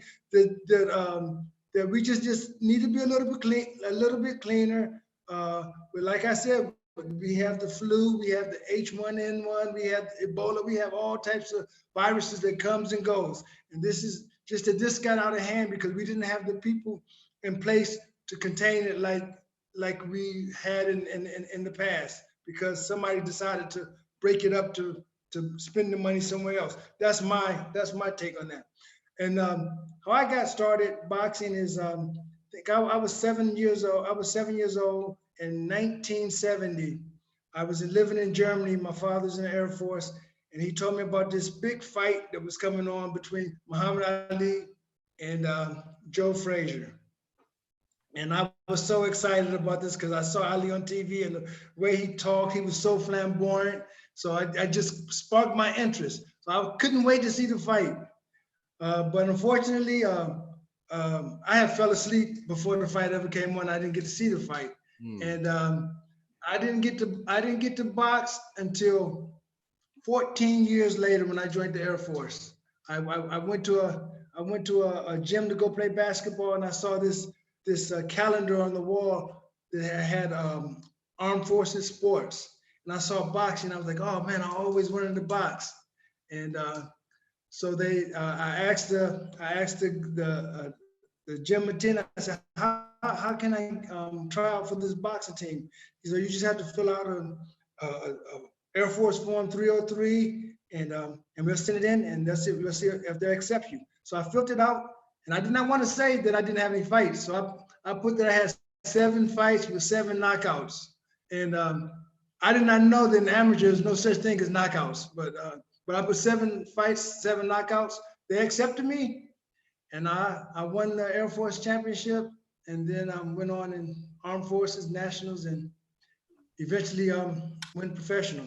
And now I'm coaching. I've been at this for consistently for 30-something years, and I'm happy. I mean, this is my life. I love it. I mean, this is my life. I enjoy it, and I just want to thank you, Coach Stokes. Thank you, Coach Peak, for all the times that we spent together. You know, Coach Peaks was one of the national coaches when I was boxing. Coming up, I was one of the older boxers. But thank you for this. Thank you. All right, you got my. Matter of fact, yeah, I got an invention. Coach Stokes is showing it, metabolic training gear. I invented it. I'm proud to say that I've invented. I'm an inventor. I'm like, wow. Yes, yes, he is. But I got a second version of that that's even better than that, and I'm working on it. And I just need to get it manufactured right now. I'm here in India, and I was able to get that manufactured fairly cheap, and but I got a much more customer friendly idea of that. And hopefully when I get back to the United States, I'll be able to get it out. And I'm sure that all of you would love it because it enhances eye-hand coordination, leg movement, defense, all the skills that you need to be a good boxer, and it's also applicable to other sports as well. And it's also it also can help with people with mental and physical disabilities. So yeah. I'm going to end right here. Hey, thank you very much, Coach Stokes. I really appreciate it, and I really enjoy this. Hey, Coach, did you just slip up and say that you was going to be sending everybody a package so they can check it out? Hey, you know what? If you guys want to, it did sound like that. I would know. I didn't say that, but I don't have any qualms. No. You can send me your address. Yeah, no. How many we have on? How many do we have on? How many do we have on? How many people? 4, 5, 7, 8, 9. 9 people. Yeah, I can do that. 10. I can do, except 10. I think the only problem I will have is sending it to Saudi Arabia, because I don't know what the price. But if you're in the United States, I can definitely send. I can get all my stuff is in the United States in Washington D.C. And I just call my aunt and send her the information, and she'll package it up and send it out to the addresses. So if you guys want to send me your addresses and your names, I would definitely get one with you. Give me a size. I have small, medium, large, XL, and double XL. Definitely. Hey, everybody. Hey, this brother right here, man, I've been knowing Ron a while, man. And I'm gonna tell you this right now, Ron, what I remember the most is every year you get in the Nationals, how in the heck would you fight Shane Schwartz, man? And they will rob you. They'll always give Shane Schwartz, outstanding boxer. I hated it. You always beat him. I never understood that shit, man. Excuse my language. I never understood that, man. But Shane Schwartz never beat you, bro. He never beat you. Well, it worked out in the end, and the one that really counted, the last one I got it. Shane was like my little brother. Yeah. I've known him since he's a little kid. He came when we fought against Russia. His father was a coach of the team, and And he came up to me, and then he stayed in contact with me. He's a little boy, and he would write poems and send me poems, and I would write them back. And then he grew up, and the next thing I know, one day I'm looking across the ring, and this is this little boy, and I'm like, man, I can't fight this little boy. But he tried to knock my head off. Clean off. I lost that one. Clean up. Hey, I lost that one real, but others, yeah. Hey, I don't know if you guys know, but you know, a lot of people don't know my story on how I got into boxing. You know, and boxing to me was something that I never thought I would box. For real, I was always playing basketball and chasing after the girls. So I went to the box gym one day, man, and when I realized I wasn't gonna get over 6 foot, I was like, man, I gotta leave this basketball thing alone, because being on the bench was not an option for me, straight up.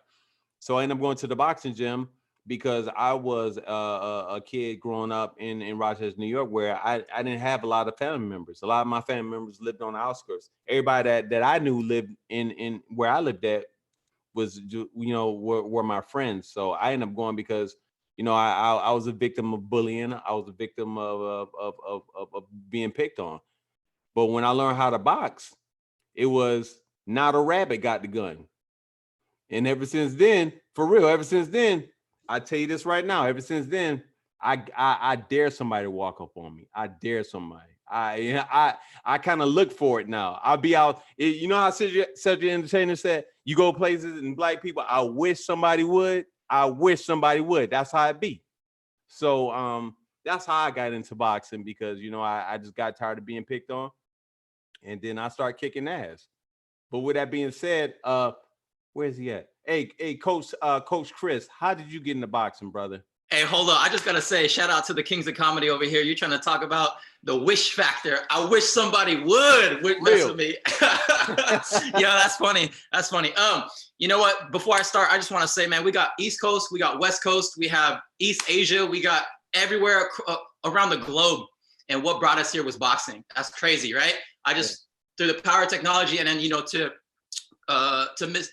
your missus, the Empress, just to back up on her point is, you know, we're harnessing a tool right now. We're harnessing technology. We're harnessing the love of boxing, the love of combat sports, and we're coming together, and that's amazing. This is innovation, and this Gatekeepers right here is exactly what she was talking about. This is the epitome of innovation, creativity, thinking outside the box, and every single one of us evolving and being better after this. On top of that, I will say this, man, I've been watching every single week, and everybody's mentality is, you know, for me, this situation for us as coaches, as people trying to help individuals, as people who are trying to help people with discipline, and we're coaches, and our job is to develop these individuals. I will say this situation is only magnifying what was already inside you. So if you were lazy before this, you're gonna be extra lazy now. If you were hungry before, you're even more hungry now. You're finding ways to eat. You're finding ways to quench that thirst. You're finding ways to stay on your grind, to stay on your hustle. So I'm just super thankful so much, Coach Stokes. I appreciate you so much for bringing me on, because like I said, we have East Coast, West Coast, NorCal, SoCal, people across the globe, and we're all here trying to get better. And I appreciate that so much. I'm compared to everybody here, I'm an infant in this thing, man. I'm an infant in this game. And I wish I could say boxing chose me. In a way, it really did. But like you, Coach Stokes, I grew up playing basketball, football, baseball. I played all these other sports. You know, mama wouldn't let me box, like no chance. You watch them things and you watch them on TV, you watch them at home, and she's telling you like, no, you're never getting into that. And so, like I said, I wish I could say boxing chose me, but in a way, I really chose this path, because everything amazing in life, not getting knocked down and getting back up, that analogy is boxing. Going with the flow, like the ebbs and flow of life, you know, rolling with the punches, that analogy is boxing. Every great trait that leaders have, that disciplined individuals, professionals, the most successful people, these analogies come from boxing. So how much more powerful is that analogy if you actually were a participant in this art? You know what I mean? So that's why I chose it. Everything that I was chasing for, you know, the discipline, you know, being professional, having respect, showing respect to individuals, showing respect to your coaches, showing respect to your sparring partners, showing respect to your teammates, showing respect to people above you, below you. that all comes from this sport. And so for me, like I said, I'm an infant in this thing, but at the same time, because I was hungry before this COVID situation, I'm even more hungry now. This innovation, this creativity, the willingness to learn, keep your mind open. And I'm taking notes, man. I took more notes in this session than I did in school because I'm learning so much. You know what I mean? Like, yeah, it's crazy. Like, you know, I'm in this thing to get better, just like every single one of y'all. I'm in this thing to make the people around me better, just like every single one of y'all. So for me, I chose boxing because I wanted to be better than I was. And boxing does that. And I just want to share that to my community, share that to my people, share that to those around me, because this discipline, this art is something that is unparalleled. You can't bring a football analogy, and nothing against football because I played football, but like what the missus said, this generally speaking isn't a team sport. You know, like someone beats you on coverage, you don't got the safety behind you. Like someone beats you to the punch, you're getting knocked down. So I really am appreciative of what boxing's given to me. I just want to give back. So that's how I got into it. I was chasing greatness. I was chasing progression. I was chasing discipline. I wanted to be better. I wanted to make those around me better. And really, honestly speaking, like boxing is the one that did it for me. So that's how I got into it. Thank you, big dog. Appreciate it, man. Thank you. Thank you. Coach Abdullah. Hey, what's up? I think you and I, we talked about this, but everybody else hasn't. How did you get into boxing, brother?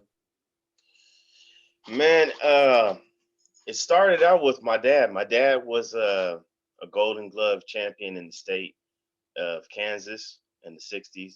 So I'm a 70s baby. I'm 47. So my dad, when I was 5, you know, it would be Saturday cartoons in my generation. My dad would kick me out and teach me to box in the sun, you know. And then my parents divorced. My father went to Los Angeles. So every summer with my father was a boxing summer. It was kind of destiny for me because every time I tried to pursue boxing, there was always a roadblock. So I'm similar to Triple OG. My career went with football, but all that time my supplemental training was always boxing. Whether I was in LA, whether I was in Seattle, I went to college at the University of Idaho. I fought in a lot of boxing smokers. That's an old term. You don't even really hear that term anymore. I fought in a lot of boxing smokers on Indian reservations, and while I was a college football athlete and at University of Idaho. And my very last stint of trying to pursue it was in Las Vegas. I lived in Las Vegas around from 2003 to 2006. I was working, ended up getting a hernia. I was training between Top Rank and Johnny Tacos, and when Jeff Mayweather used to have his own gym.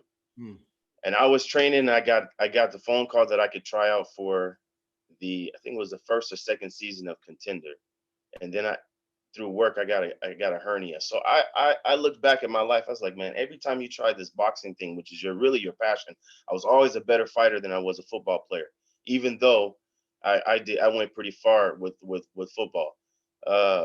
And that's basically, you know, I could almost say boxing. It definitely penetrated my heart. You know, I watch all of boxing, and I don't have any connection to football anymore, really. That's basically how I got into boxing.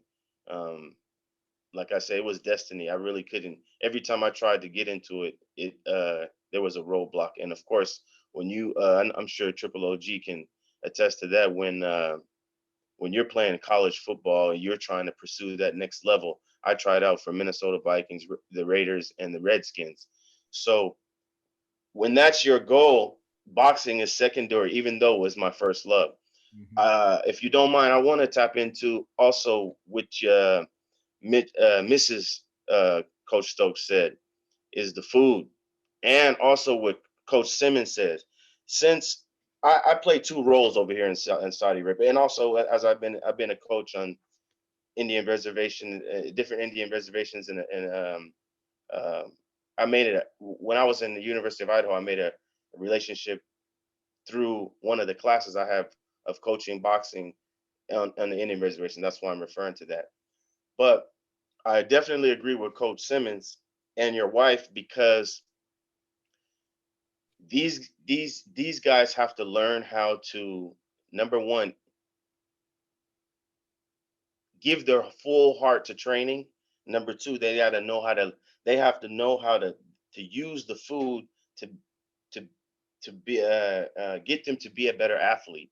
And that's one of the things that I've done since I've been here, helping athletes over here. None of my fighters are going to sweat off 10, 15 pounds to make weight. That's just not going to happen.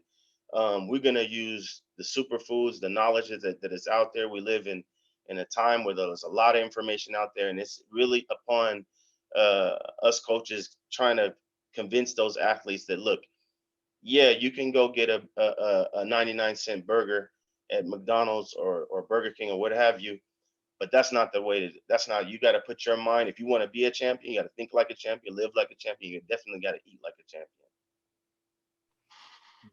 Definitely. What is it saying? My man JC Davis used to say, what makes a champion is the foods you eat, the times you sleep, and the friends you keep. Simple as that. Simple as that. Touch up on all that. Hey, Willie, you back in, Willie? What's good with you? I'm back. Hey, Willie, thank you, man. You sound a lot better now.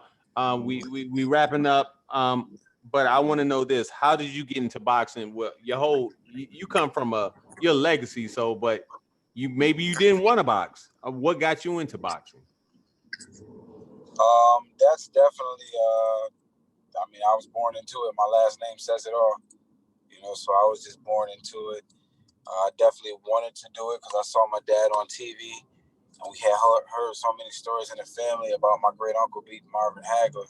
So it was almost natural. I mean, if your last name is Monroe, you're gonna know how to fight. Even the girls in the family fight. So did you were there ever times, and because I have athletes ask me this all the time. They only see the ending part. They only see, like in Rocky, when the hands are raised and the belt, or when the money's flashing, but they don't see the rough times. Has there ever been times where you were like, you know what, I'm done. Truthfully. I can honestly say I've never really been done. I've probably said it. I mean, I've said it before. I've been like, yo, man, this might not work, but at heart, I mean, I just have a different. I feel like I have a different gut feeling and a different calling. I mean, it's what wakes me up and won't allow me to lay in the bed longer than I should be. I mean, whether there's a fight coming up or not. Mm-hmm. But it's definitely been tough times, man. I mean, you guys have seen my career, the ebbs and flows of it. It's definitely been really, really tough times. But I understand that, just as well as bad times come, good times come. I mean, it's a revolving door. That's life. So you just learn from the bad times, man, and then roll with the good times. Definitely. What do you got going on? Because what do you got going on? I know you moved down to Florida. You're in Tampa right now, and I know they're going crazy over you and Tom Brady. I know y'all supposed to be meeting up soon, right? I wish it was that great, but no, Tampa's beautiful, man. I actually, a lot of my big fights, I came down here to train. You guys, you guys already know my culture, so I got a lot of Cuban family down here, so that goes without saying. It's like a second home, So I mean, the weather's nice. I ain't got to pay a lot of crazy taxes. I'm gonna go ahead and put that out there. Right, for real, yeah. You know what I mean? So. I mean, I'm living good. My kids are in good schools. My wife is doing great. Oh, and speaking of my wife, she makes custom masks. I know everybody follows my Instagram and stuff. And for people who couldn't get a hold of masks at one point, she was making tons of them, and she wasn't even charging for them. And these are custom masks. So if anyone needs a custom mask, I mean, whatever you need on it, she can put it on there. Hit her up. And like I said, she isn't charging. She's just trying to get all of the masks to people who are out of masks. Hey, Willie, definitely. I'll make sure I get the link so I can put that down. Yeah. So people can get it. But how can we support you as a professional, brother? What? How can we do that? Is there anywhere we can go? I mean, do you got any merch that's going to be available? What? Yeah, you can hit up the Brick by Brick website. It's WillieMonroeJr.com. As you see the logo on the shirt, Let me go seamless plug. You know what I mean? But honestly, man, just rather than just buying stuff, man, just remember that quote, man, brick by brick, and really live like that, because that's how I live. That's how I had to live my career. You know, one step at a time, one brick at a time. Be patient, brick by brick, and if anything, man, follow that and live it diligently. And then when somebody asks you, yo, where you got that from, just be like, yo, man, I learned that from Willie Monroe. I think that'd be stronger than buying a T-shirt. No doubt, no doubt, brother. I really appreciate you for giving us this time. Thank you for staying on because of the technical difficulties and stuff. And what is your social media handle so people can follow you? Everything's just at WillieMonroeJr.com. You got well, Willie Monroe Jr. My bad. The website is WillieMonroeJr.com. Okay, no doubt, no doubt. Salute. Mr. Buntley, how did you get into boxing? Oh, stud. Hey, I just want to say, I had the extreme pleasure of training with Willie's dad, man, Willie Monroe Sr. I love him to death. Such a great soul. Showed me so much a great talent, and it was an honor working with him. But stud, you actually got me into boxing. We were at another gym. We won't say any names, and we went over to. No. Keep it real. Coach P can't go get mad. Go ahead. Coach P can't go get mad. Go ahead. We were at another gym. First, we were at Avenue D, but we wasn't getting any discipline. We didn't get any structure. We wasn't really learning the basics of boxing. We were like, to me, it's like everybody over there was like Deontay Wilder. Nobody over there could box. We went over to MBC. We got the structure. We got the discipline that actually helped structure my life to this very day. The discipline that we received, that was one of the most important things in learning the ABCs of boxing, throwing the jab, slipping, the hooks, all that great stuff over there. And I actually went into the Army. I actually made the all-Army boxing team. And I remember Captain Brown coming to me and he was like, you can't have 2 MOSs. I'm like, what you mean? Listen, you signed up for unit supply, is where you're gonna be. He was a real jerk. So I couldn't box on the Army boxing team, so I had to get off that and I had to stay to my to what I actually signed up for, which was unit supply. But boxing, just for me to this day, is just about discipline, and it's about being able to protect yourself, hard work, dedication, and that's how I got it. And I still love it to this day. And I remember Miss Peak used to always, she asked me who was my favorite fighter, and I love Mildred Taylor. And she said, why you like him so much? He ain't that good. I don't know if she remember that, but that was one of my favorite fighters, man, Mildred Taylor. But that's what boxing did to me now. Okay, cool. Coach G, how'd you get boxing? Well, I can't say like a lot of people. I don't think boxing chose me, but my stepdad fought. And then when me and my brothers was younger, he would always get us up, make us go run. And we didn't know why at the time. Mm-hmm. Crying. It was like a park. It was one lap around was like 2 miles. And he would go make us run weekends, before school, after school. And we crying because we couldn't go play with the other kids. But he knew what he was doing. He was laying the blueprint because he wanted us to go on that path of being boxers. So then as we got a little older, he took us to a community-wide gym, who the trainer there was Kenny Gould's dad. I don't know, a lot of you guys probably know who Kenny Gould is. Mm-hmm. His dad was the trainer there. So we started, training there. And that's kind of how we got into it, though. But, he knew what he was doing. He was laying the blueprint, making us run. Then we started training under Kenny Gould's dad. And then basically, when my brother, he was the talented one.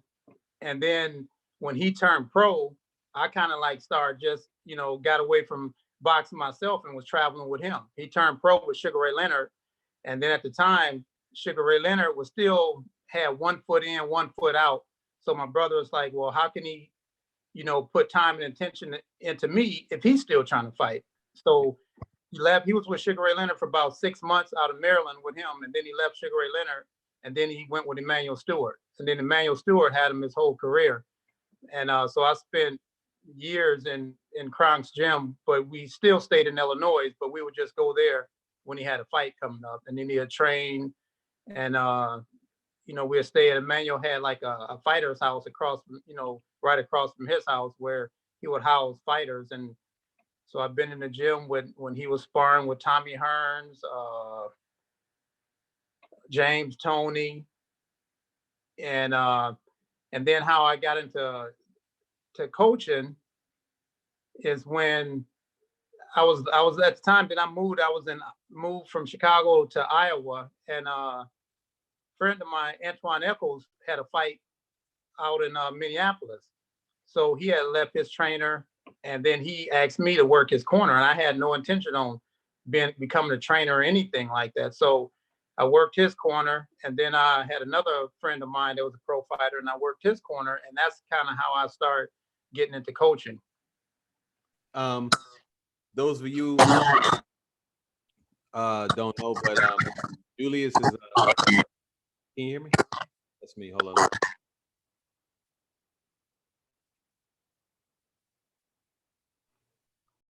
JP, can you hear me? Everybody hear me? Okay. Julius's brother is one of my favorite all-time fighters, man, Gerald McClellan. So he's seen a lot of been around a lot of great fighters, you know, great trainers. Emmanuel Stewart, one of my favorite of all time. Man, I don't even know what to say, man. I mean, boxing has really saved my life. It really has. You know, I tell people all the time, man, I wouldn't be talking to you brothers and lady if I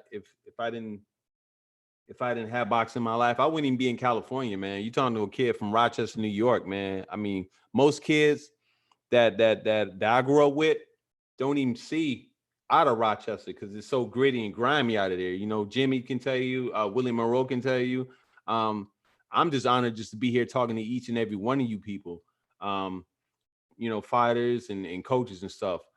With that being said, man, I really like the roundtable, what everybody had to say, and I just feel like that, you know, we all growing, you know, as a whole, as a person. You know, me as a coach, I'm a fairly new coach still, but I'm learning every day. And the most important thing that I can take away from this is you never stop learning. You think you think you stop learning as a fighter? No, as a coach, it's totally different. You know what I'm saying? Because you can't be all about yourself. You know, you have to give your all, you know, to your fighters. And that's one thing I'm learning, because if you're frazzled, your fighter is going to be frazzled. You dig what I'm saying? And you got to remain cool at all times. So with that being said, I want to tell everybody, thank you for joining my roundtable. I appreciate it.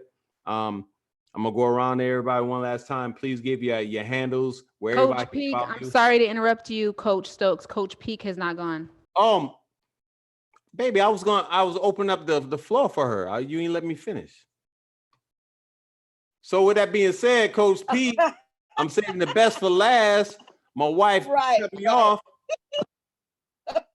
Coach, I was gonna go ahead and do it. Yeah, right. Mom, hey, how'd you get in boxing? How'd you get in boxing? Thanks, Steve. Okay, first of all, let me say, I think that I'm older than mostly everybody on your panel. I'm probably the oldest person on your panel. So how I got started in boxing goes way back.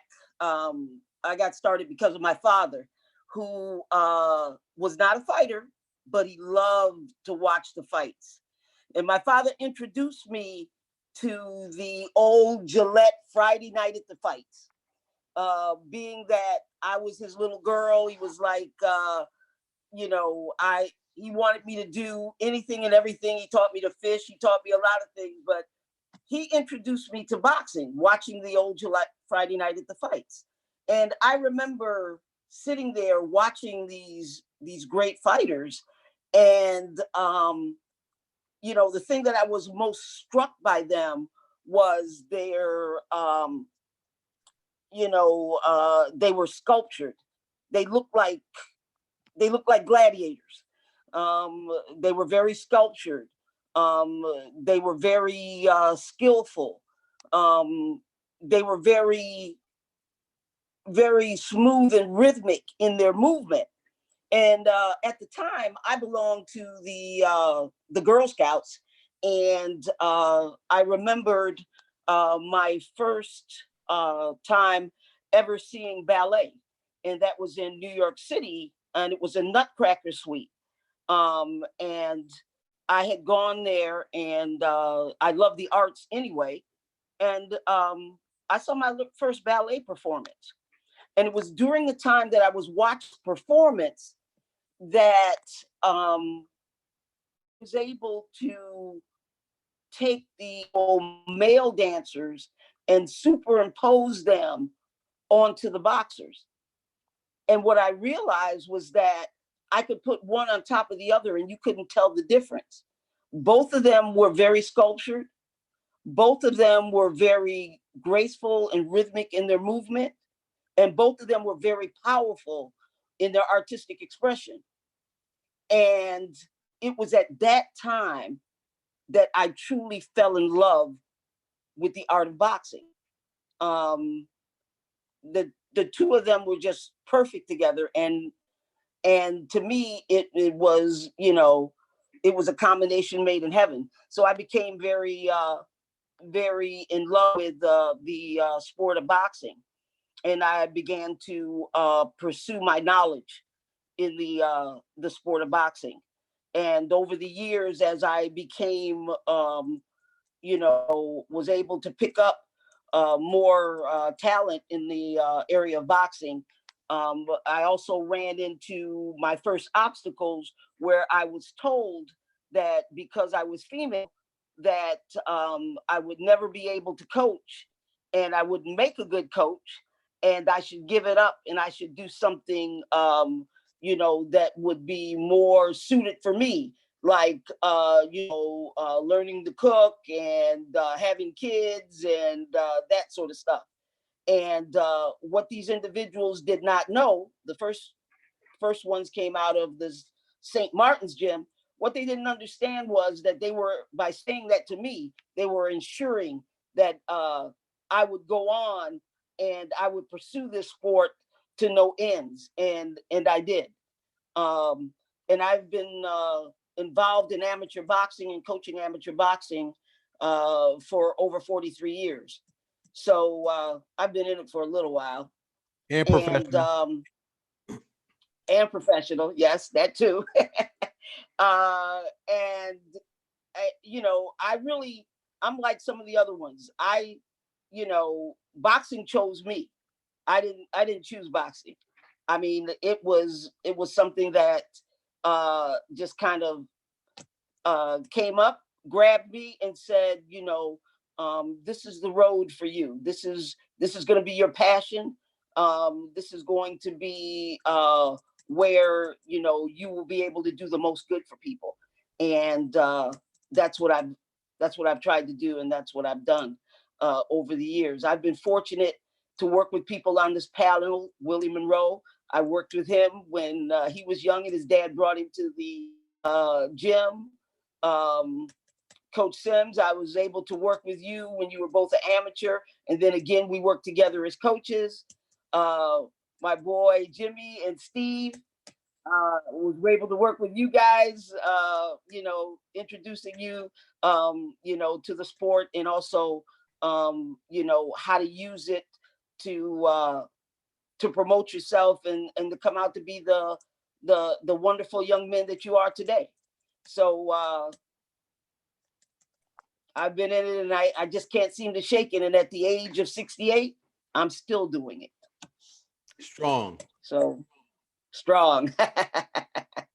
Well, hey, everybody, I know this has been, we're going on 2 hours, man. So I really appreciate you guys for tuning in. I know some of you guys is wee hours of the morning. Coach Ron, Coach Abdullah, everybody on the East Coast, West Coast, everywhere around, man. I really appreciate it. And thank you to everybody that's been tuning in on YouTube, man. Really, yo, hey, go ahead, subscribe, like, and pass it on. Let everybody know about the Roundtable, the Gatekeepers, because we're gonna be bringing more boxing out and talking more. If you need to get a hold of me, contact me at Stokes, STOKES _ boxing, BOXING on my Instagram, or follow me on my YouTube Coach S. Stokes. S and Steve and Stokes is my last name. But everybody, I really appreciate it. Thank you. I'm gonna see you next time. And this is Coach Stokes and I'm out. Peace. We done, everybody.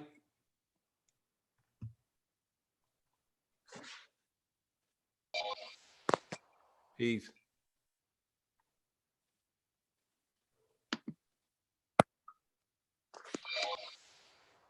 Coach speak. Coach speak. OG. Yo, yo. All right. You there? Yeah, I'm here. Okay, then who's still here? All right, then cool then. I appreciate it, man. Thanks. Jimmy, you there? Coach Abdul. Yeah, you I there? appreciate it, man. Thank you, guys. Hey, no problem, no problem. My pleasure, man. That was great. Little rocky, man, but you know what I'm saying? We gonna work it out. I appreciate the time, man. Right. Okay. I thought I stopped it.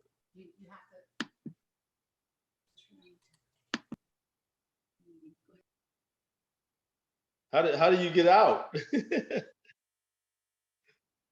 Oh, okay, there you go.